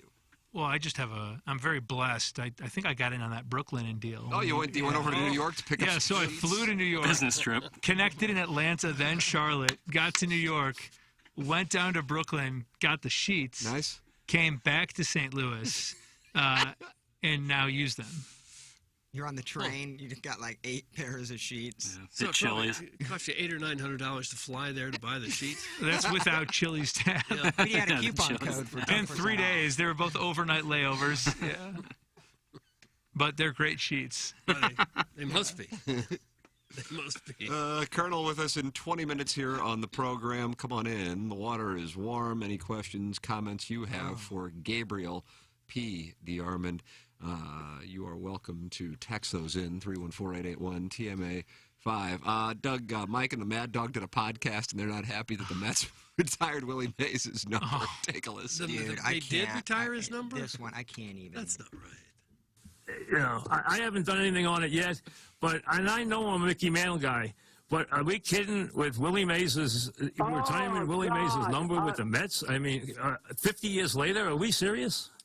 Mike, I screamed about that all over the place. Are we serious? Willie Mays hit 14 homers for the Mets and fell down in center field. Are we serious? He's retiring his number? These guys. And Willie Mays is a great Giants should retire his uniform from here to Kingdom Come. He's one of the greatest players of all time. We all know that. But let's be honest. He didn't do anything with the Mets. And I know Cohen's been a good owner, but Cohen wants to be a fan. He wants to talk about him. He wants to be loved is what he wants to be. He wants to be loved. He loves it. He wants to be, you know what he should be? He should be a talk show caller. He would have been great for you and me, Stephen Greatneck. Let's go. Hey, I'm telling you something. All he wants to do is go on the field and get an ovation. That's it. You know that? Hey, he's going to get plenty of them if he keeps buying players. Keep the Grom here. You'll get a lot of ovations. And I have no problem with Hernandez. No problem with that. No, listen. No problem with Keith. Keith was a tremendous Met. I have no problem with Piazza. I have no problem with Keith getting his number retired. Absolutely not. How do you retire 50 years later Willie Mays' number? Willie Mays had 14 home runs as a Met. And he played 135 games. And was nothing but trouble during that World Series. Hated Yogi and fell all over himself in the outfield. Absolutely. I mean, come on. I mean, I just, is it a big deal besides these two guys? Like, hey, Mike, do you think the New York Giants and the San Francisco Giants ever get together for dinner when they're in the same city? God. Like, there's just... It doesn't make sense to retire his number, though. I think it's I hard get to that, disagree yeah. with. I mean, the Cardinals aren't going to retire Larry Walker's number. Well, I think it said he just passed, and this is their way of honoring him. I think they should, anytime they retire a Met number, they have to get it through these two guys first. For approval. Just for the record, the backstory on the number, because I was confused by it too, even though I wasn't around when it was going on, when he was with the Mets. What was that, 73 was that? And they played in the World Series, I think? Yeah. That when he went to the Mets, the owner at the time, or the general manager or something, made a promise that nobody would ever wear his number again. And so what Cohen was doing was honoring that promise. That's the backstory on it. If you just isolate it to his statistics, you go, what in the hell are they doing? Which I understand the question. But anyway. The man said he was tripping all over himself in center field. Was a disaster in that World Series. Well, he kind of was. I know, it but was sad to watch. It's like they believe that they evaluated his baseball qualifications as a Met. I can see Steve Cohen trying to think that would endear himself even more to the fan base and the history of the team, but should have checked in with old Mike. And Francesa does terrible eulogies. I remember when a guy Stan Lee. Do we have that? That is one of my favorite drops in show history. We gotta Jesus. I'll look it up. Oh yeah, that's where the Jesus drop comes from. His producer is just cringing, just waiting for. In Hoboken, what's up, Eddie? Hey, what's up, Mike? What's happening? Hey, Mike, Stan Lee died today. Did you ever meet the guy? What do you think of him? Stan Lee. Yeah, Stan Lee. I don't know who he is. Don't know who he is, no. Jesus. Who is he? Who is he? Who is Stan Lee? He was one of the creators of Marvel Comics. Oh, who cares? What a wonderful, wonderful tribute. He just died like that morning or like That's correct. He had died that afternoon. I'm sure the family was weeping. Couldn't help but tear up when that eulogy. He just does not have a soul when it comes to Oh, that. who cares? It was probably Stan Lee's grandson who told him that one of his favorite memories was talking baseball with Mike Francesa when they met once at a Yankees game. They're angry in the text inbox because somebody, Chris, you're being blamed, Jackson's being blamed, said Willie Mays is dead. I didn't hear it. I said when he passed. Yeah. But yeah, he's very much alive still. He is. Yeah. What? Nurse? Where's my nurse? Are you sure about that? He's 91 years old. I thought yeah, he's very alive. Yeah. Did I say he's died? I think he said he recently passed, and that's why they did it. Well, when they retired his number. I don't understand. Guys, is that what it is, Stan Lee? The guy who created Spider-Man. That was his big created Spider-Man? Sorry. Stanley is dead? Stanley is dead. Willie Mays alive. Yes, there it is. Yes. We can play Dead or Alive. We can do sketches and bits. I wouldn't. Boy, have I known like playing Dead or Stan Lee. Alive. I wouldn't have known Stanley either. I don't watch the Marvel stuff. I just Right, don't. but that's not your reaction would be different. Yeah, I wouldn't say who cares. Yeah. And you certainly wouldn't say who cares. Brian Henshin, Show 'em Budsman, says Kane is dead, Willie Mays is alive. That's from Brian Henshin. He covered the Colts tie yesterday with the Texans. Yes, he did. Yeah. It's a feisty bunch down How much there in Houston. NFL did you watch? I tried to watch a little of the Cowboys-Bucks game at night, and that was dreadfully boring. Well, I'm glad I didn't. I hardly watched it. My son had a soccer game. I went out and played golf in the afternoon when it became nice. It was brutal early on. That was like a little peak of November. Yeah. And I just didn't really watch that much. I think that has a lot to do with just not playing daily fantasy much anyway, relative to what I did in the past, and not really having an interest in gambling. Because that's why I would watch, is for daily fantasy and for gambling purposes. I watch college football, and I'm into that. I'm not saying I don't like the NFL per se, but I wasn't going to. After the Missouri thing on Saturday, I'm not going to waste my days in front of the TV anymore. You know, especially as long as the weather's still nice, you can get out. Right? Yes, if the weather were crappy, I would have been fine with that. I watched a little bit of the Packers. Oh, you got to watch the Drinkwitz offense. Yeah, what's going on with your pack? That's Aaron a tough Rodgers one. had nothing. He didn't seem like he was too happy with his wide receiving core. Dude, after that first play, I kind of knew. But, I mean, you saw last year, we lost 38-7. I feel like they do this every year. Yeah, like Aaron Rodgers will say something to the GM or the coach, and they'll come out firing for 40+. But, yeah, the NFL to me, and people go, well, you need to get red zone. If I need to get a channel just to show scoring plays, that's not an entertaining product. Like, oh, dude, red zone's incredible. I know, I get that red, but if what you were can't. people saying to you? I said the NFL is so much more boring than college football. There's too many stoppages. There's really no upsets because they're all professional athletes making millions. Like, it's just the Bears beat the Niners. Is that an upset? It was a monsoon.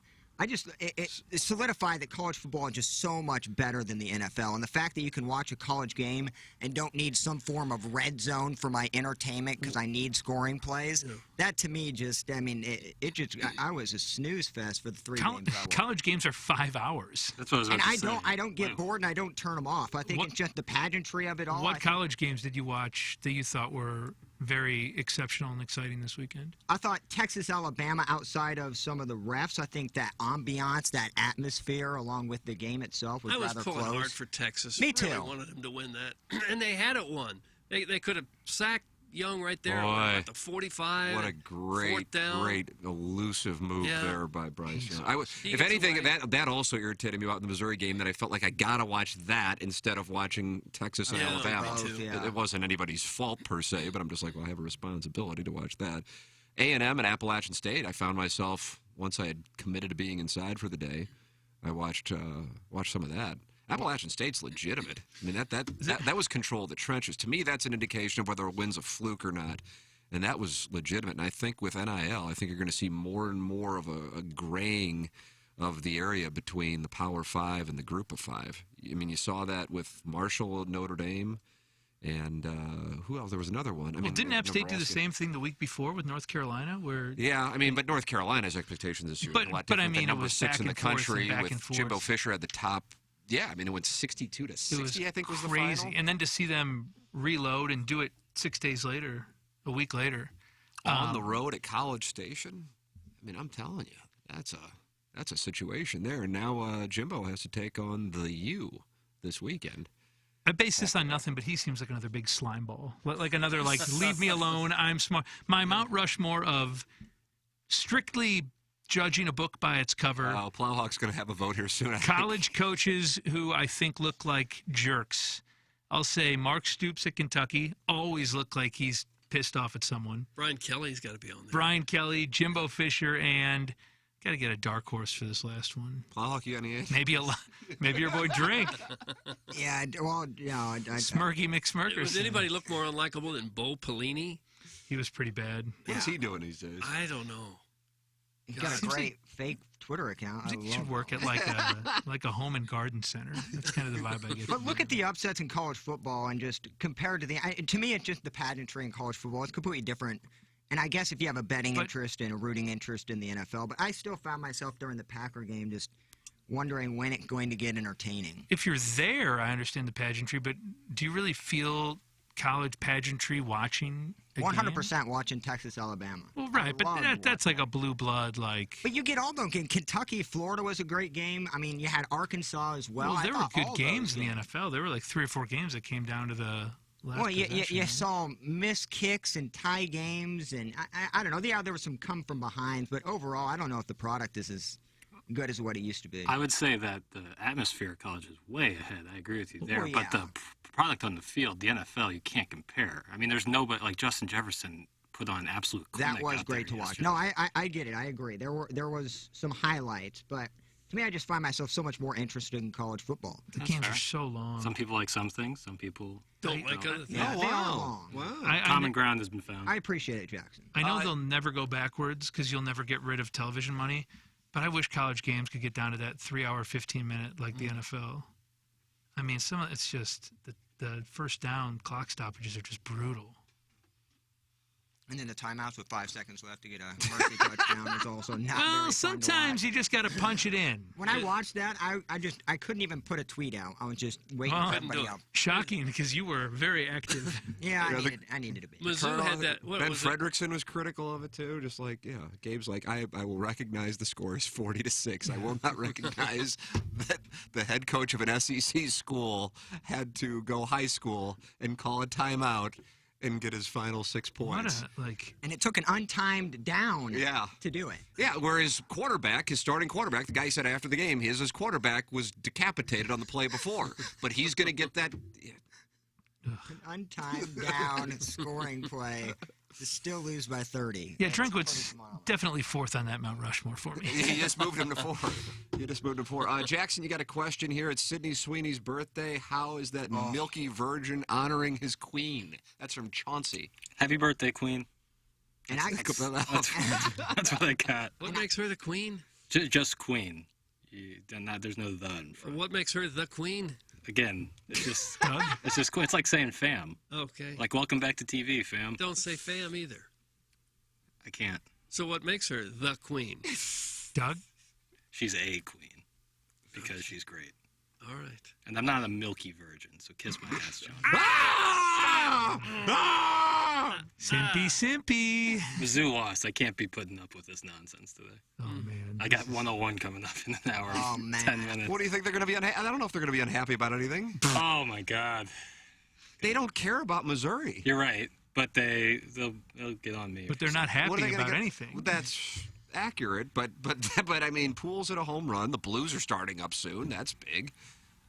I know it's going to be incredible to figure out what they're going to be upset with me about, but it'll be something. You got to You do work in those WNBA updates at 10:30, and that's right. What a blown series by the sky. I mean, just an opportunity to send Candace Parker out the right way. Just a joke. Yeah, they fumbled the bag. What are you going to do? Connecticut, what a joke that team is. Yeah, that won't stop, though. NBA and WNBA updates, 365. Round the clock. WNBA updates as well? 365. Well, when the NBA isn't playing, yeah. You need basketball. How many people in St. Louis you think are interested in the WNBA? Oh, Doug, I wouldn't even put. I don't Got even a couple know in this room. There's metrics to judge that. Couple 3? Yeah, 3. I am. That's all that matters. You really watch the WNBA? Yeah, finally. It's good ball. It's fundamental basketball. Good ball. Fundamentals, Crisp bounce passing. I'm looking. I need my basketball fix, and in the summer, that's the WNBA. Candace Parker was straight getting buckets, Doug. She turned back the clock. Did Raby renew his blimp pilot's license? Will he be back at Enterprise this year? Thanks. That's from Bobby Tejas. Blimpy. We are in negotiations for the blimp sponsorship. Oh, wow. Because Marco Bertorelli said he'd be interested in just dropping knives from the blimp.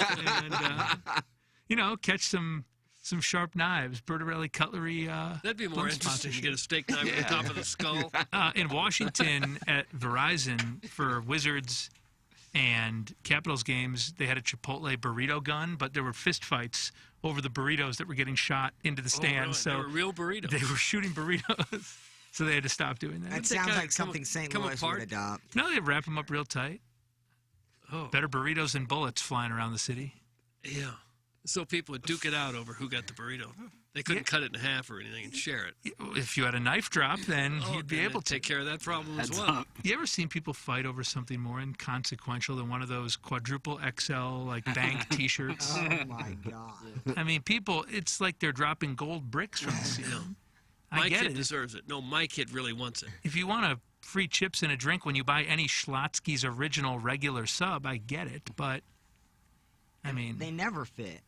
Yeah, they're always larger than even some of your walrus offerings. What always fits is fistful of bourbon, Doug. There's a lot of common sense and Western wisdom, like don't squat with your spurs on and always drink upstream from the fan page. Chris, you still on the fan page?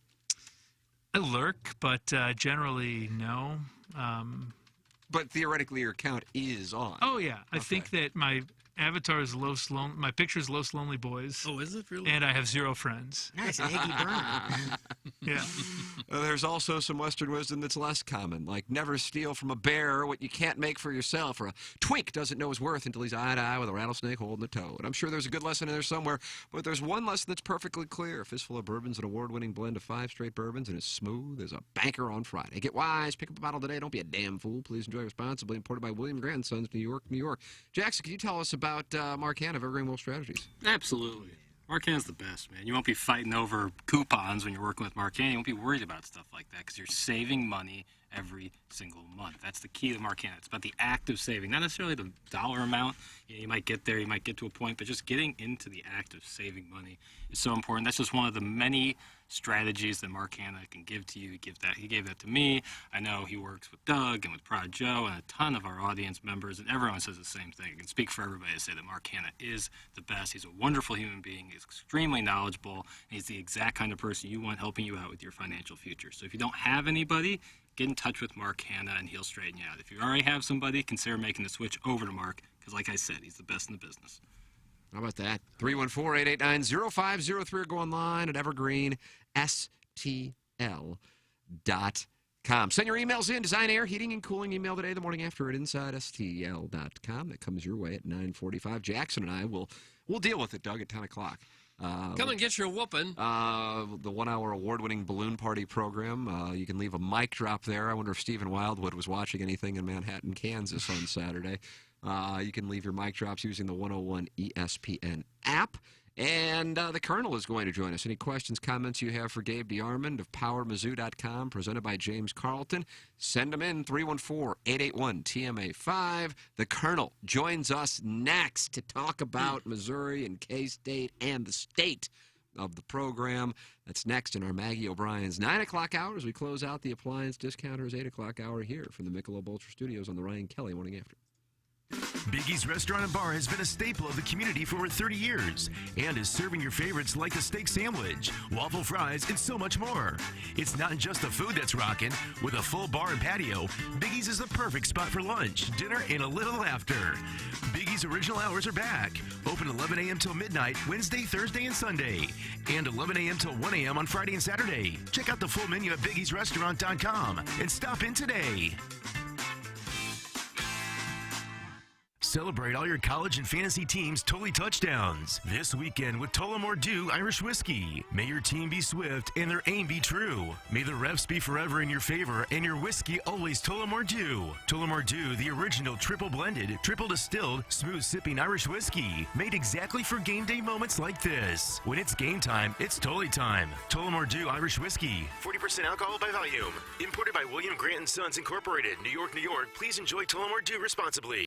Hi, I'm Ryan Kelly with thehomeloanexpert.com. In studio today with one of my favorites, Tim McKernan, the man, the myth, the legend. We're here at Hubbard Radio. I checked out the new studio today. What do you think? The wallpaper is fabulous. How about that? Man, that's like 10, 11 years in the making. It really was. One of the best investments, one of the best deals I've ever done. I've said that over a decade. I still mean that. But the good work that the show has done, the money that's been raised, the community, the culture, everything about it. I'm a TMA limiting for life, you know. I don't know what else to say about that except if you need a mortgage, visit thehomeloanexpert.com. Deagle Truck Center has been the St. Louis area's go-to medium-duty truck dealer since 1933. Deagle Truck Center is a union shop looking for technicians and bodymen for both their Hazelwood and St. Louis locations, offering the highest rates of pay in the area, plus benefits. An authorized Hino and Isuzu dealer, Deagle's friendly and knowledgeable staff is prepared to make sure you have the best experience. Stop by the Hazelwood location to see their large selection of pre-owned inventory. Visit DeagleTruckCenter.com to learn more. That's DEGEL truckcenter.com. This is Tim McKernan. I'd like to tell you about a company I started just a couple of years ago and they still own. And it's called Sound Story. It's essentially a 1-hour interview that we do either in person or via Zoom with mothers, fathers, grandmothers, grandfathers. They come in and they tell their stories, education, growing up, and of course, family stories, the wisdom that they can share with their loved ones for generations to come. It's an audio heirloom. It's Sound Story. To learn more, go to mysoundstory.com. Bertarelli Cutlery is the gold standard when it comes to having your knives sharpened. Locally owned and operated family business on the hill, where you can not only get knives sharpened, you can get those nitro gloves. Price of gloves has skyrocketed over the years. The need and demand for the gloves is back in a big way. Bertarelli has purchased truckloads of these gloves, and they buy in bulk and then pass the savings along to you. You'll also appreciate Bertarelli for their ability to sharpen up your tools. Chainsaw, axe, knife, lawnmower blades, you name it, they will sharpen it up. Bertarelli Cutlery, 1927 Marconi Avenue on the Hill. The website is bertarellico.com.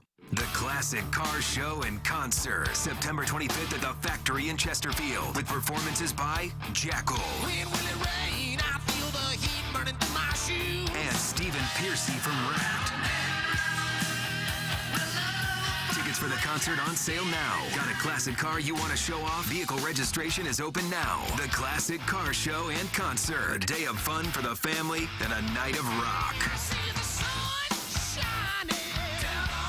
Find out how to get tickets at thefactorystl.com. Hey, if you like the morning after, check out Balloon Party on 101 ESPN. HD1, by the way. It's sports talk with Tim McKernan and Action Jackson from 10 a.m. to 11 a.m. each weekday, right after the morning after. It's the worst named show in the history of radio, but the content's pretty good, so check it out on 101 ESPN or get the podcast on the TMA app. The Tim McKernan Show podcast, featuring long-form interviews with people from the world of sports, politics, and entertainment. And our guest today, Bill McClellan. Thanks so much for coming in. Hey, my pleasure, Tim. What's up, Caden? Hi, how are you? Joe Buck, our guest today. Man, it's like I haven't seen you in years. More than 500 episodes and counting, and it's available wherever you get your podcasts, including the TMA STL app. Get the app now at TMASTL.com. Live from the Michelob Ultra Studios, KPNT FM HD2, Collinsville, St. Louis. This is TMA All Day. Now, back to the Ryan Kelly Morning After on KPNT HD2, Collinsville, St. Louis. It's the state which I live in, which is called Missouri. It is called Missouri. Missouri is where I live. Missouri is where I live. Oh, oh, oh. Missouri is where I live. Missouri is a wonderful place. I live in Missouri. Missouri. God has made this wonderful thing. He has made everything. He has fulfilled my life. Missouri. God has made everything. Even Missouri where I live. Start of the game. This is what It is called Missouri. Donda Deluxe. It is called Missouri. Missouri. I am rolling balls. Was Tonic on Thursday nights Oh, tonic. a thing? Doug, did you call it Tony C's? I didn't. Harpo's Tonic? That's about right. Oh, what's it going to be like in a vacant Faroe field on Saturday when they come out in the anthracite to take on Abilene Christian? Joining us right now to start the Maggie O'Brien's 9 o'clock hour as we broadcast from our Michelob Ultra Studios. It's the Colonel, presented by James Carlton of the Carlton State Farm Insurance Agency, Gabe DeArmond. Morning, Colonel. What's going on, guys? How are you? Well, it was a problematic Saturday morning and afternoon in Manhattan, Kansas. But fortunately for you, you got to experience it firsthand. Colonel, let's start with this. We both had, not to say we had expectations of winning. I don't think either one of us necessarily had expectations of winning, but had expectations of competition. And for me, and I was reading your 10 thoughts on a Monday morning. I'm a big fan of that on PowerMizzou.com, where the Colonel can be read along with his cohorts. That was, and I agreed with you, and I said it in the 7 o'clock hour before I read your column, that was the most stunning loss as far as the way it played out since the Purdue debacle in 2017, correct? Yeah. How do you compare and contrast those games and the reaction from the fan base? Yeah, I went back and read what I wrote, and I posted some of it after that Purdue game. And that was Game 3 of Year 2 of Barry Odom. And I wrote, and I was texting with Ben Fredrickson, and he went back and found what he wrote. We both raised the possibility at that point that Barry Odom could be fired in Year 2 for that performance. Obviously it didn't happen, but it was that bad. Saturday also was that bad. Eli Drinkwitz won't be fired after this year, I don't think, and shouldn't be fired after this year, I don't think, but it was horrific. I think this Kansas State team is better than that Purdue team, but I'm not sure the gap is huge. K-State was picked 5th in the Big 12, and even if they overachieve, fine. But here's why I think this was a little more problematic for fans. They have convinced themselves over the last 10 years of exactly what they hated about the SEC before Missouri joined it, which is, well, the Big 12's terrible. They don't play good football there. No team from that league can beat any team from our league. And you went in there and you were outclassed in every single part of the game, including the part on the sidelines, by a team that's picked to finish in the middle of the Big 12. And so I don't care what league you're in. I don't care if you're in the SEC and you get to walk down the hallway with the hot girls like Alabama and Georgia. That doesn't matter because you're not going to finish well in the SEC. You wouldn't finish well in the Big 10. You wouldn't finish well in the Big 12. Right now, coming off Saturday, Missouri is a below average football game with a lot more football program with a lot more questions than answers. Did Drinkwitz ever talk after the game about why they didn't get Luther Burden into the offense more?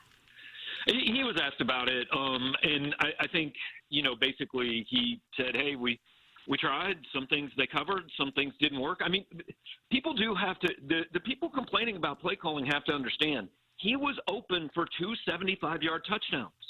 They didn't make the throw. Yeah. He was – if those 2 throws are made, he ends the game with maybe 3 catches for 160 yards and 2 touchdowns, and nobody's saying that. And the other play calling thing that I've got an issue with, that the argument people are making, everybody's saying, well, we have to get the ball into Luther Burden's hands more, blah, blah. And I agree. But the same people that are saying, just throw him the ball, just hand it to him, whatever, last week were complaining that Missouri threw too many screens and ran too many jet sweeps. It's just play calling is, it's way more often execution than it is play calling. And I'm not saying Burden shouldn't have had more touches. He should have. But when you can't run, you can't throw, and you can't block. And also, by the way, at times you can't catch, because I know that Luther Burden is exempt from criticism from this fan base, but he dropped the ball on Missouri's first possession. When you can't do any of those things, I don't know what plays you are supposed to call that work. Gabe Yarman with us, presented by James Carlton of the Carlton State Farm Insurance Agency, 314-961-4800. Go online at carltoninsurance.net. James Carlton is my insurance agent, and if you make the switch like I did, they do all the paperwork for you. Couldn't make it any easier, and I couldn't be any happier to be with James Carlton. 314-961-4800. Go online at carltoninsurance.net. If your insurance costs a leg and an arm, call James Carlton State Farm. Colonel, 2 things that you just touched on a little bit there that I don't see as being fixable with the current personnel that we saw on the field on Saturday. Now, whether or not there will be a change in personnel in one of those spots, we shall see. Quarterback and offensive line. Your analysis of what we saw, your analysis specifically of Brady Cook, and then what you think could be in play with regards to Sam Horn this Saturday. Okay, so let's touch briefly on the offensive line. There are 5 guys that play on the offensive line. I think they have one who is average or above average as far as SEC lines go.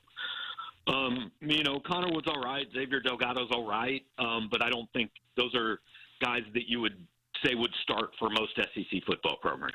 Connor Tollison's a redshirt freshman at center. Zeke Powell was a JUCO guy who played quite a bit 2 years ago, didn't play hardly at all last year, and now is being pressed into playing again. So it's the one position where the recruiting it hasn't been at the level it's been at other positions. And I don't have a reason why. Like, I don't think Drinkwitz has something that he can sell to receivers that he can't sell to offensive linemen. Missouri just hasn't been good enough there. Quarterback, as I've written a number of times since the game, it is a problem. It is not the only problem. There are plenty of other problems, but it is a problem. It's the one most people focus on. And this all goes back to the offseason. And I said it so many times and gotten so many arguments about it that I think people started to think like I had something against Brady Cook or Tyler Macon, or I didn't like those kids. And that couldn't be further from the truth. They've both been great kids, in my opinion. But every single thing Eli Drinkwitz did this offseason indicated that he didn't think he had a quarterback that could win games in the SEC on his roster. He brought in everybody. He brought in Jaden Daniels and JT Daniels and Gary Bohannon, and he thought about talking to Spencer Rattler and Casey Thompson and all these guys. You don't do that if you think you have a guy that can win enough games on your roster. And God love the blind optimism of the offseason. A lot of people kept saying, no, they just need an insurance policy. They're just, what if Sam Horn goes pro? And what if Cook gets hurt? That's all they're doing. They're just bringing in they just need a body. Well, no, they needed more than a body. Now the guy they got ended up just being a body. And so he's the second string. And look, this was the worry in the offseason, is that they didn't have a quarterback that could go win them games against Power 5 competition. And that doesn't mean he can't get better, but that's where it looks like it is right now. I think the Sam Horn thing is fascinating because everything I've heard is, look, he got here in June and he's not ready yet. I would throw him out there at some point on Saturday against Abilene Christian. Do you think he will? I don't know. But if he doesn't, then he's just not playing all year. But it's a no-pressure situation. It's against not an FBS team in a game you're going to be ahead by 5 touchdowns, whatever. So see what he does. Either way, I think that does something for you. If he's not very good, then you can just say, look, guys, this is why. Like, he needs some time. If he is good, it at least gives you an option. And what I've said all season, and Missouri is 2-4 coming out of Gainesville, Florida. Like, you got to do something to get these fans excited. And if that means putting Sam Horn in, and maybe it means going 4-8 instead of 6-6, to me, so be it, because you've got to sell some hope for next year. Well, and you might. I wouldn't do it until then. And look, could they go beat Auburn? Florida's not. I'm not saying they're going to be 2-4. Just saying if they are, that's where I'd go. Gabe, how do you evaluate the coaching staff? And I know, like you said, it can be very micro to look at play calling week to week. But from a big picture standpoint, from your point of view, level of preparation, cleaning up some of the maybe penalties, stuff like that, can you evaluate the staff like we evaluate players over the last 3 years? And second part of my question, who was that carnival barker behind you during your post-game show who was just screaming the Alabama score? There was another radio show going on nearby, and you held it together. It messed everything up. Yeah, I tried, but not a banner day for anybody. But the coaching staff, I would say that, look, Saturday, that was a poorly coached, unprepared football team. I don't know how anybody could say different. I mean, you took a timeout coming out of back-to-back timeout. we call that a try-out. Yeah, you had 55 minutes of a weather delay to get your team ready. You came out and ran a quarterback draw and gave up a 76-yard punt return for a touchdown. It was a train wreck. He absolutely thoroughly outcoached by Chris Kleiman on Saturday. No question about it. The rest of the stuff, we'll see. Look, I wrote about this a little bit this morning, and I think Tim and I have talked about it before, but what Gary Pinkel was great at is everything we didn't see. From Sunday to Friday, Gary Pinkel was an elite college football coach that is building a program, building a culture, keeping a locker room together, building a staff and having them all work together, all that. All we tend to judge coaches on is recruiting, game day coaching, and wins and losses because it's all we actually see. But it's only like 15% of the job. The other 85% that we don't see is what makes really good coaches really good coaches. And everybody got so tired of Gary saying, we do what we do. We have a system and we believe in it. But when things got rough, Gary Pinkel had a thing that he went back to. And he said, this is how we do it, and it's going to work because it's worked everywhere we've ever been, and I'm going to stick with it no matter what anybody says. I'm not making wild changes. I'm not changing who I am. That is successful in college football. Does Eli Drinkwitz have that? I don't know. I'm not saying he doesn't. He just hasn't been here long enough for me to see evidence of it. I think if you are a Missouri fan who is hoping he's the guy, and there's a lot of reasons you need him to be the guy, because if he's not, you just end up starting over again. But if that's what you're hoping, there's got to be some sort of system in place. And we're almost 3 years in, and I don't know what the identity of this coach or this program is. And I guess we need to find out pretty soon. Gabe, we were discussing in the 7 o'clock hour as to whether or not he would be in a spot and whether or not Missouri should look in another direction if this season spirals. Not now, but if this season spirals. The Scott Frost thing had been building for a while, and there was a large sample size there. I mean, at this point, he is 2 years and 2 games into the season. I am of the opinion, which I believe you are as well, but I think we might be in the minority. I think Doug might be in the majority.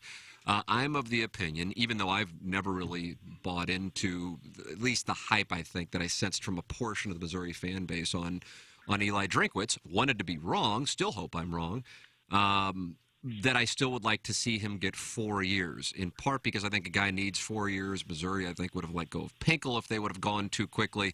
And I don't think Missouri is a place where you can be firing coaches that soon. Doug, I don't want to say your words. You say your own words, where you're coming from on what you think with regards to firing coaches. I think if the year is a total disaster and they're playing in front of 25,000, 30,000 and not competitive in their own conference again, I think that he could definitely be on the outs. It wouldn't stun me at all, and I'm not sure you can wait 4 or 5 years if you haven't seen any progress. What are you waiting for?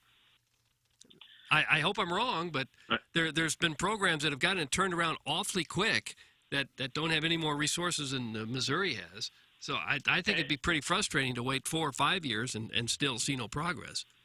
There have also been programs who have changed coaches every 4 years that have more resources than Missouri have and have just spun their wheels. I mean, coaching hires are a crapshoot. I wrote on Saturday night, and I wrote again this morning.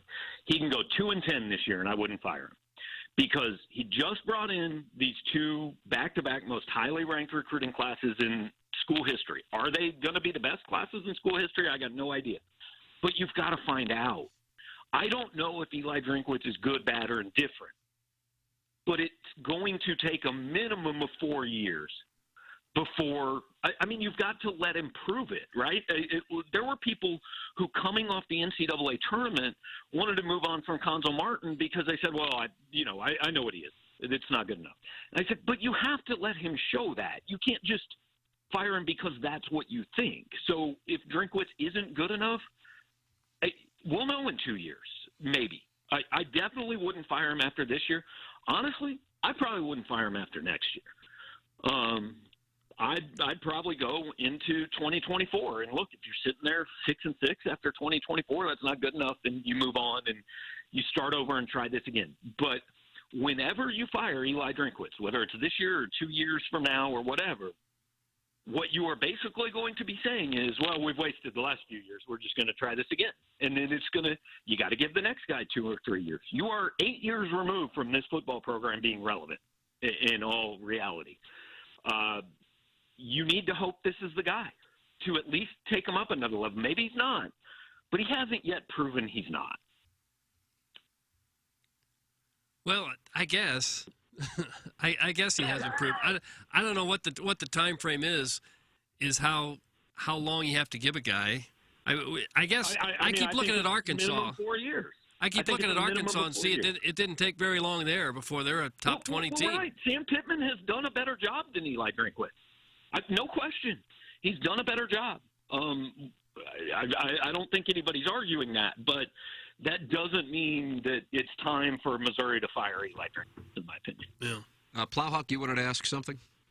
No, it was just about, were you, and I know this is probably going to get under your craw, but were you surprised at the timeout at the end of the game? And I know how fans in K-State reacted to that. Did he do that for, scoring for, the players' morale? I was confused by why he would do that in that situation. I wasn't surprised by it. I get why he did it. I didn't like it. If I was Chris Kleiman, I would have blown by him in the post-game handshake and said, that was, Which is exactly what he did. Which I hear kind of happened, yeah. I thought, I get why he did it. He's trying to give his team anything to hold on to.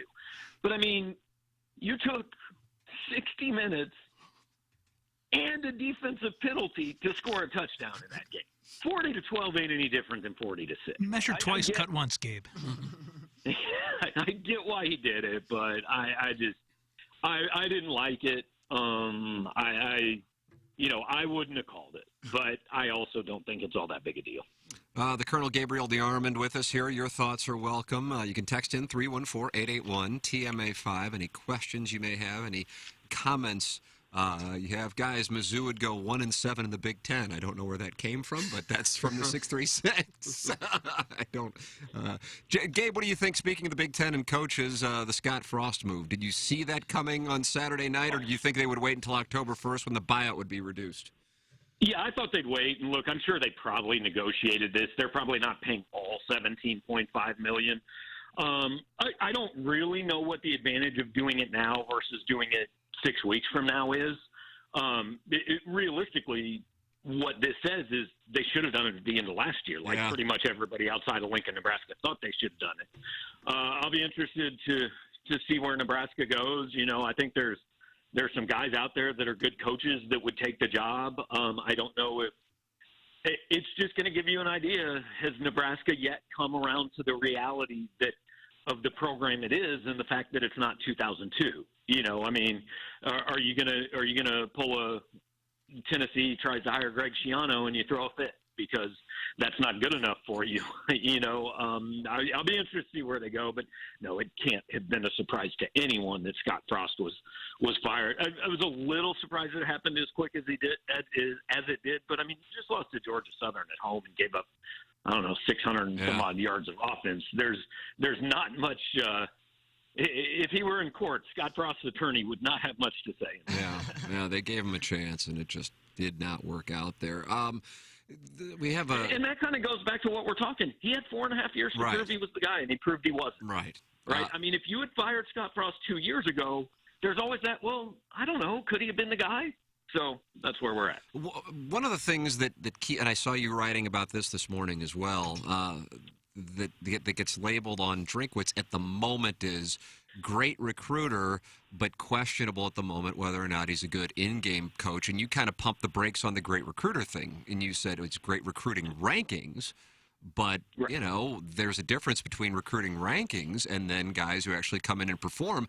And at the very least, to date, now maybe Sam Horn is the second coming, but to date, he hasn't been able to get a quarterback to come in there, and the offensive line is certainly problematic as well. And it's not just that, guys. It's how long do recruiting rankings matter? Deuce Vaughn was not a highly ranked kid out of high school. Missouri has a lot of 4- and 5-star kids on its offense. Who was the best offensive football player on the field on Saturday?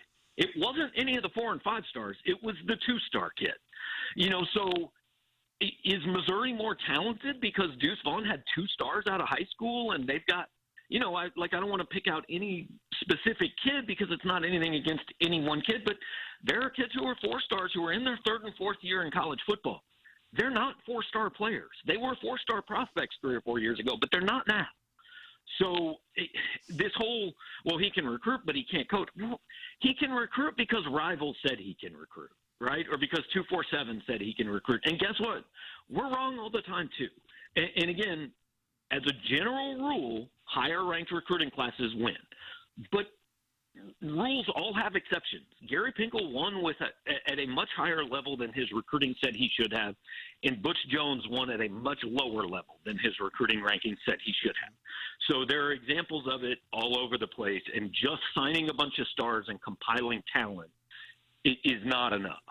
It's like baseball in a sense, right? Because you have to draft, but then the majority is developing. And with, I think, Pinkel and his staff, you saw the guys developing year to year, Gabe, and we saw them take on bigger roles with every season that passed. And I guess that's kind of what I was asking, like, what bar do we even have to judge if progress is being made over the next couple of weeks? Like, it's tough to have a baseline to go against, or a control group, so to speak.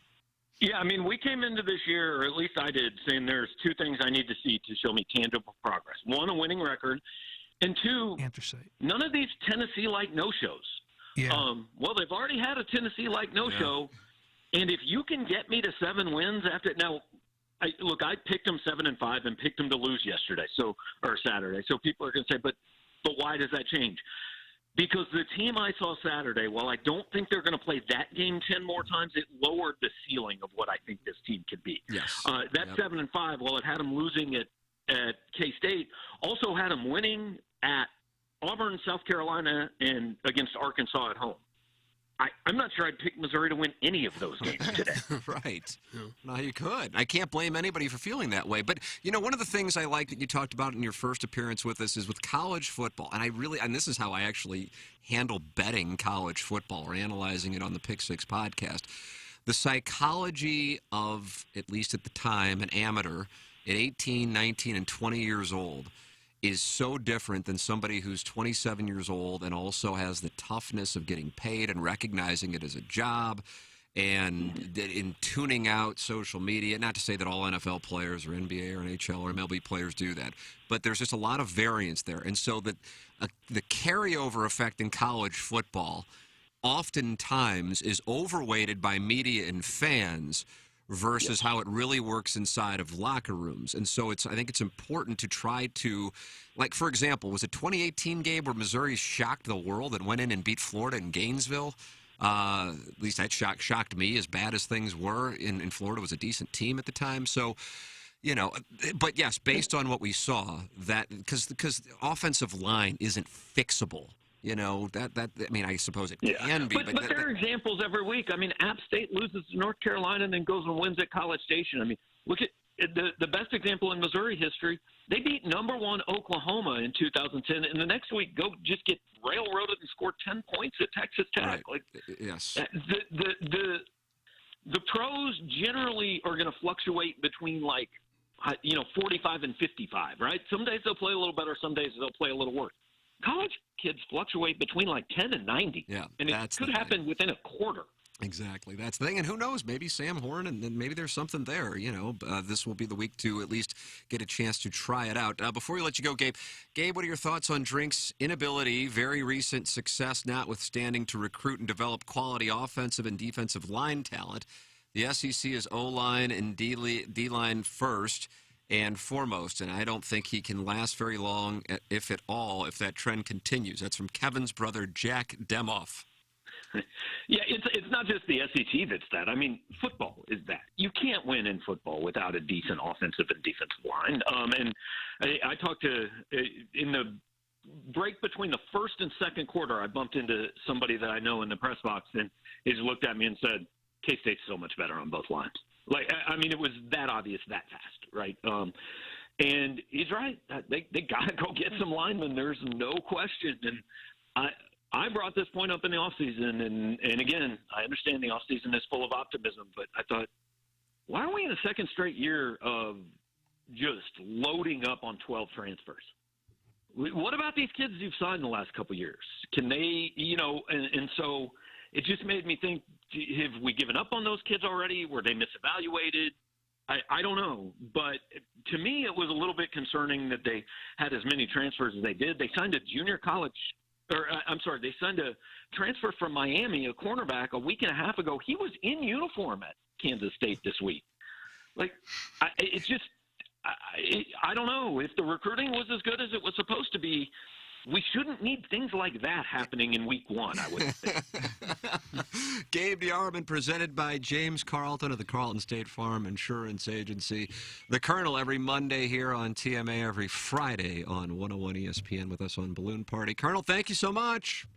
All right, thanks, guys. Have a good one. You All right, too. thanks, That is Gabe. Gabe DeArmond, brought to you by James Carlton of the Carlton State Farm Insurance Agency. 314-961-4800, or go online at carltoninsurance.net. Stratum Structural Systems, waterproofing and foundation repair. Think local, think Stratum. StratumRepair.com, 314-620-8153. Matt Ford and Brett Groman, known for their integrity and authority with over 5 decades of combined structural experience in basement waterproofing and foundation repair. Their areas of expertise include basement crack repair, foundation peering for settling homes, bowing or rotating wall repairs, basement waterproofing services, sump pumps, interior and exterior drainage solutions, egress window installation, concrete leveling, and downspout extensions. They're in Chesterfield, Missouri, and they're in Columbia, Illinois, and they have been in my home a few times taking care of business. It's Stratum Structural Systems. When you call 314-620-8153, let them know you're a TMA listener, and you get $100 off your repair project with Stratum Structural Systems. Doug, anything stand out to you from the Colonel? I guess he's got a little bit more of an optimistic look at Drinkwit's future than I do. Yeah, I find it hard to be pretty optimistic right now. And I guess the question is just how long do you go before you really know what the coach is going to bring you? Is that number 2 or 3 years, or is it 4 or 5 years? I think the 2024 thing was super shocking, and I get that you don't want to be recycling coaches every 3 years. I understand that, but where is Missouri program going to be if they, decide they go 3 and 6, 3 and 7, whatever it might be? Are they? And he gets fired. Is that program worse than in 2 years when he has below 500 record, transfers, leave? Weren't that program then, and compared to if you fire him after this year? And Nebraska is a great example. I get what Gabe, but the fact that Frost wasn't the answer, look where that program is. And it would have been maybe not much different if they would have fired him 2 years ago. But it's now you're looking at interim coaches, offensive coordinator from lower programs, and then you're waiting 4 or 5 years. I think waiting to 2024, not seeing any progress. And you're going to see transfers out of this program. Luther Burden, if you get 20 yards a game, you just got to talk to your family and go, is this the right decision long term? And that's a tough one. He's a Missouri guy who wanted to build this program. He got 9 yards. 9, and that's what I'm saying. If you have that, then you're going to see these quote-unquote great recruiting classes fly out the door to other SEC programs. I don't think you wait till 2024, because at that point, your program is Vanderbilt, and it's going to be impossible to build it up. Maybe Brady Cook will be better. This was just his 3rd college start. First road start? Yeah, except for the bowl game, I guess. Yeah, that was a hostile crowd of 4,000. So he hadn't played much himself. So you would think what about the lack of faith in his coach to send the ball downfield? Yeah. And look at the way he has called the first quarter against Louisiana Tech and against Kansas State. It really, you know what he reminds me of? And I'm not saying this is him, but what he's being given and what then he winds up doing, it reminds me of Sam Bradford. It is captain check down. Mm-hmm. It is short passes, and you're just stunned. Now they did, and then you go, well, are they not throwing downfield because he can't, or he doesn't have the faith in him? And he did have Luther Burden. They did have looks downfield that were touchdowns. He missed the passes, but yeah, maybe he comes back and he bounces back. That's the other thing. They were confident in this team going in, which is why I was like, okay, I'll take the over on 5.5, not because I think they're going to win 10, but because I think when you look at the schedule, there's 6 wins there. But as Gabe said, I look at it now, and he was counting on or expecting Auburn, South Carolina, and Arkansas. And yeah, injuries can happen and things can change, but at the moment, my God, there's no way in the world I would take them against those teams. No. Things can change. I want to reemphasize that, but at the moment, the Vanderbilt game is in question at the moment. They can score points. I mean, they're 2-1, and they scored 20. This Vandy squad is scrappy. I mean, they were in it against Wake Forest, who is ranked. Now, I'm not saying Vandy and Mizzou, that's going to be a barn burner. Mizzou could blow them out. But, like, in terms of what you just saw, I don't see another win on the schedule outside of Abilene Christian. Well, but they get again, New Mexico State. Oh, I forgot. Yeah, sorry, they are. Yeah, I get you on that one. I forgot they played them. I'll be more upset if they commit a fashion crime and come out in the bumblebees or something against Abilene. Anthracite on anthracite. They've done that before, too. With the gray helmets. Gray helmets. And stop it! It's like how two negatives make a positive. No. Jackson, where are you? You and Gangster Pete, along with me, we were very fired up for Saturday at 11 o'clock, and things got away. Right, yeah, boy. It's so frustrating offensively because the running backs have to do it all themselves. Schrader and Pete have to make 2 or 3 moves just to get past the line of scrimmage because they can't get any blocks upfield. And then you have, like, quality wide receivers, like Dominic Lovett, Luther Burden, Mookie Cooper, Toski Dove are good receivers. But if you can't get the ball to them upfield, and I have not seen Brady Cook throw one pass that's impressed me. He had the cool spin against LA Tech and then threw an absolute duck to a wide open Dominic Lovett. But he hasn't made one throw that's like, oh, that's a pro level throw. He hasn't. He hasn't made that play yet. And Burden has dropped passes.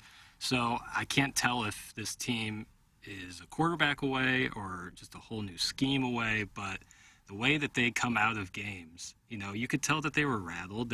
You could tell that it just wasn't there the whole game. And also the defensive line looks like they're running in quicksand half the time. Like the times where they got pressure on Martinez for K-State was the times where they forced incompletions. When they didn't, they got gashed. So, yeah, line play is a huge concern, and whoever quarterbacks the team is a concern.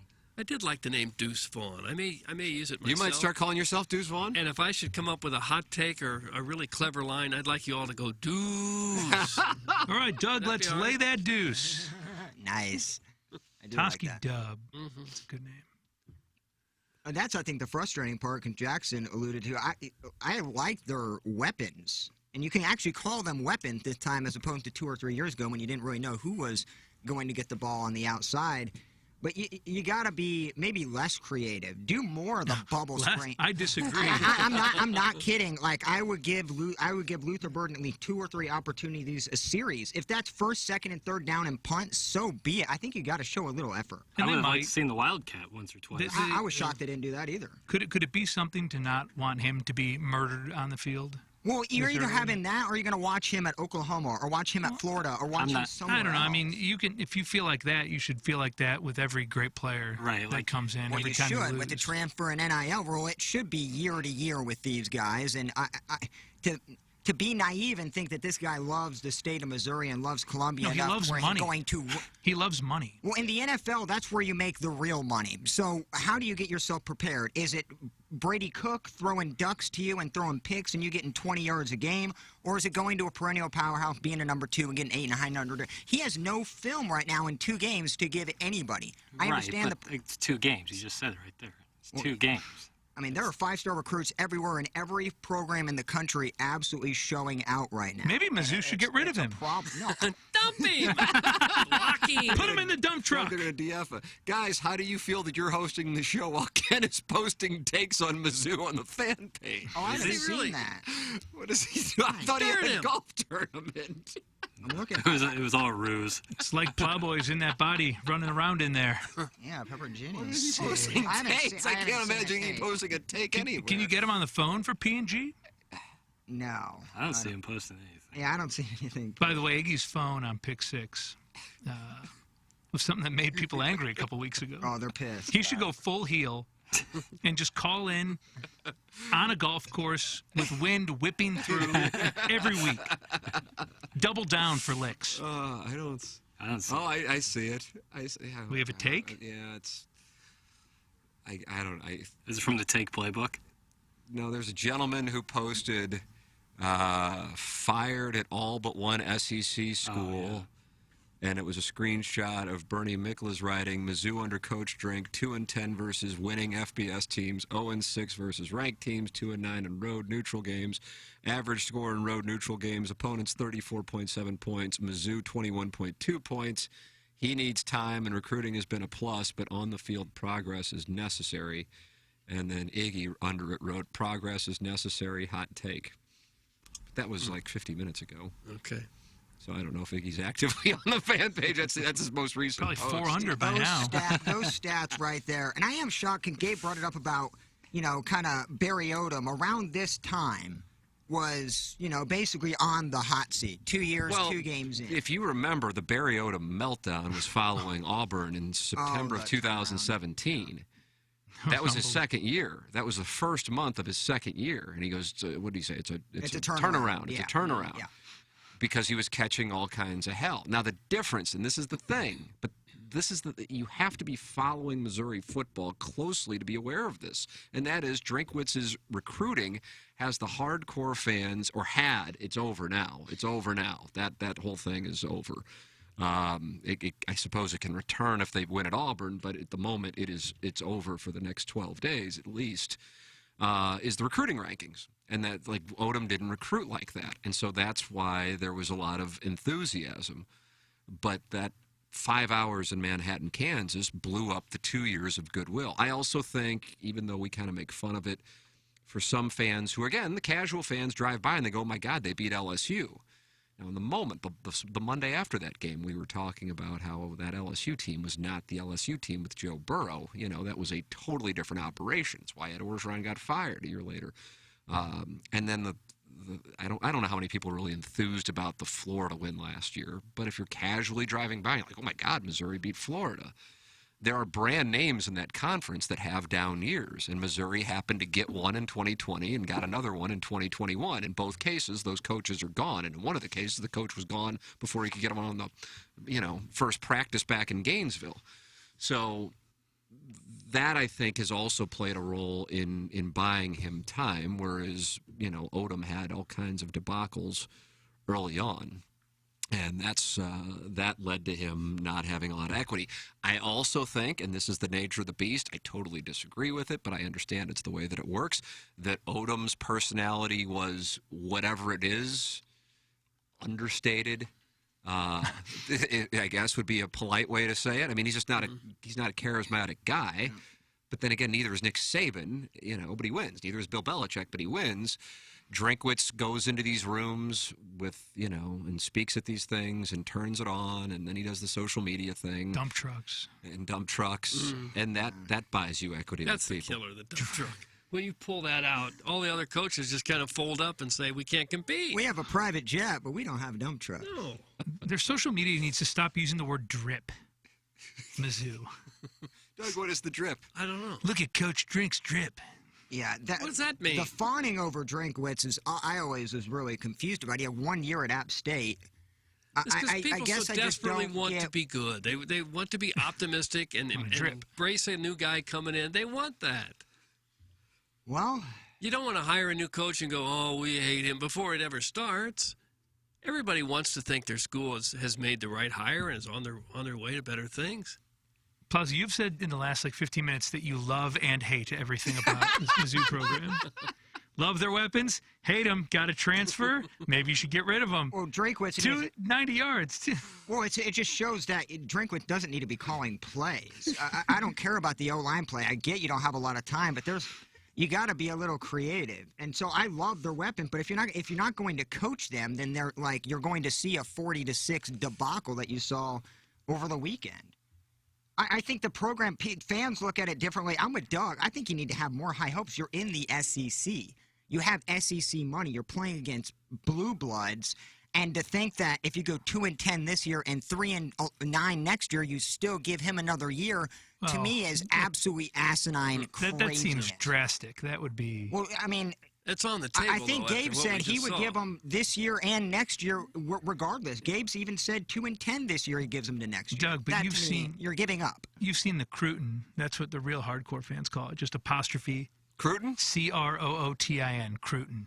Right, Plowsy? No, what does that mean? Well, you're going to see a lot recruiting. You're going to see a lot of transferring. Like I am still at that mindset to where you're going to see a lot of the four-star go, yeah, I'm going to reassess, We don't need if I him. want to come here. Mr. Slave is not happy with you, Plowhawk. Perfect. Yeah, go for it. Gabe has a level head. Go back to the know-nothing telemarketer who is high and he bonbons in the corner. Telemarketer. But what's the? I mean, what? Like, what am I wrong about? Like, Gabe Only said, like if they go, babies, Gabe kids said, eat bonbons. if he goes 2-10, Gabe said give him another year. Like, to me, you are absolutely giving up on the football program. If you want to wait for your recruits in 3 or 4 years, you have nothing else in the tank. But I love the weapons. Yeah, I mean, you're 2 years away from absolutely even less of a no-name coach than Drinkaway was his 1 year That'd be App tough. State. Oh, it's going to be bad. And now App State is awesome. Now that Yeah, he left and they're beating top 10. That's the drink effect. Guys, what do you think about Ken with the remote hijacking on the fan page? What a needy attention order. That's from Arbor. He posted one thing. I haven't even seen his post either. And he didn't even post a take. It was just a comment. It was a comment, on a post.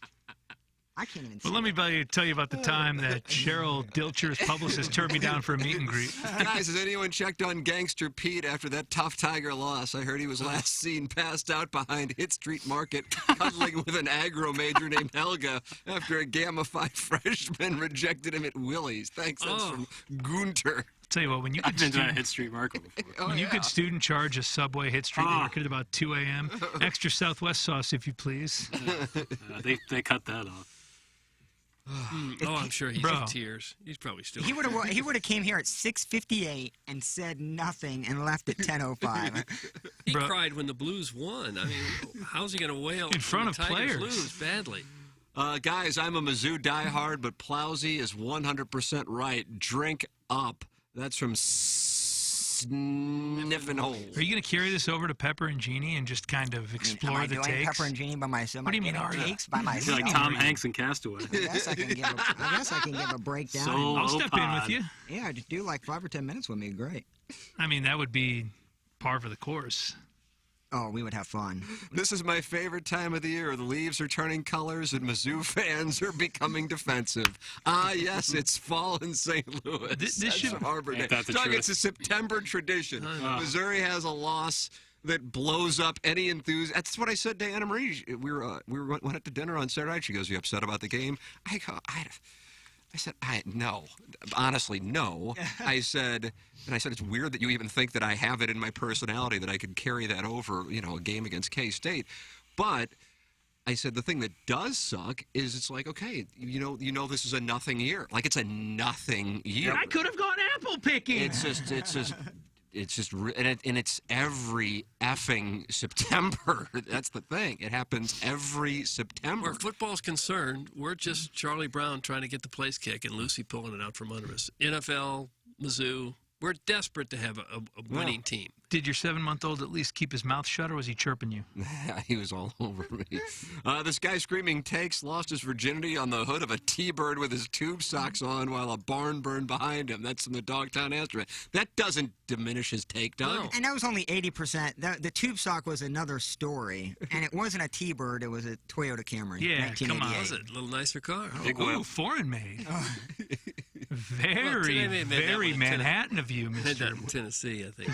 Yeah. Hey, if you are looking for a career change, cybersecurity is the most exciting career in technology and one of the most in demand. Centric can train you for a career in cybersecurity, and they can do it in just 4 months. Centric's hands-on program teaches you the actual job skills you need to get started. No history, no biology, just technology. That's how they do it in just 4 months, even if you have no IT experience. And you can do it online or you can do it in person. You can do it in the evenings or you can do it during the day, whichever works best for you. If you're interested in a career in cybersecurity, call Patrick Nealon at Centric Training today. He'll walk you through Centric's cutting-edge program and show you everything Centric does to help get you started in your new IT career. Call 314-450-4714 or go to centric.com/STL. That's CNTRIQ.com/STL. Cybersecurity is a problem for every business in St. Louis. You can be part of the solution with Centric. Coming up in a matter of moments, we have the Design, Air, Heating, and Cooling email of the day. And at 10 o'clock, Jackson and I, we're going to go deal with it, Doug. We're going to go do our best. Come and get your whooping. And Jackson is going to navigate the waters that are his Sports Center updates. with WNBA updates. Yeah, probably. What I about don't know that I would do that. what about opening wait for hoop P&G season. up to listeners today? I'll look at the phones. If you want to call in to P&G, we'll do it at 10:15. I need to. Maybe Mr. Licks will call in. He's a fan. Yeah, Mizzou fans, you want to call in 10:15. I will Mr. look Slave at the phone wants a line. piece of your ass. He might be outside. Maybe the guy who was in Gabe's booth. Oh, yeah. Well, Mr. Slave, I would like you to come in and tell me, like, why Ian Drinkwitz's still the coach today? You'd like him to come in and tell You you. would have whacked him on Saturday, Plowboy? Hey, Plowboy, I want to come up to the station and meet you. Can I do that? No. He comes up to our receptionist and says, "Hello, I'm Mr. Slave." I feel like you can tell pretty much right away. I would have whacked him. I He wouldn't would have let get him go any- right there. He wouldn't have gotten back. Hell yeah, dude. The Join cla- Scott Frost over there. The classic, man. don't let him fly back on the plane. It's always a real hard He'll one. drive a dump truck back with a bunch of 3 stars. Plowboy, I'll sit here and answer phones for you if that helps. And Oh, you can hell yeah. just you can just get the take skin going, just whipping it back and forth. Bet you I could throw a take skin over them. We'll there just mountains. look it online and see some replacement for drink in 2023, and we can see how they recruit. How will people know what to call in and talk about since they can't hear the show until you upload it? We're just going to throw it like the phone lines on and Yeah, have them it's get like- the But no takes. one's going to hear you throw the phone lines Well, on. they're listening right now, Doug. But it's not broadcasted. Right, they'll call in. Plowsy put them on hold. Plowsy And then they says, can hear "What's your us. take?" And then Yeah. they'll come in with the take. Yeah, Gabe's post game isn't. Oh, it is live. It is live. All on right, YouTube. never mind, Doug. Ladies and gentlemen, it is time for the Design Air Heating and Cooling Email of the Day. Design Air online at designairservice.com. The great Seth Goldcamp and Design Air Heating and Cooling. Dear Diary, we're expecting, after years of trying, to Kevin is finally carrying our little cuddle nugget. We couldn't be more tingle. Now comes the fun part. Baby names. To Kevin was raised in mid-Missouri and grew up watching the Tigers with his cousin Luvis and Hamberry. So we want to make sure we incorporate Truman and Friends. In fact, his first college kiss was with Corbin Bergstresser. Corbin football. Corbin. So after long discussions and throwing names out there, we landed on our answer. If it's a boy, he will be called Elia for his ability to entice and excite 17 and 18-year-old athletic boys to come spend time with him, regardless of how unsuccessful that time spent is. And if it's a girl, she will be named Elia, because no matter what, at least we know she'll have a big old dump truck. I still can't decide when to tell to Kevin my secret about that one special night at Harpo's with Striker Sulak. Until tomorrow, Shrimply Pibbles. Shrimply Pibbles.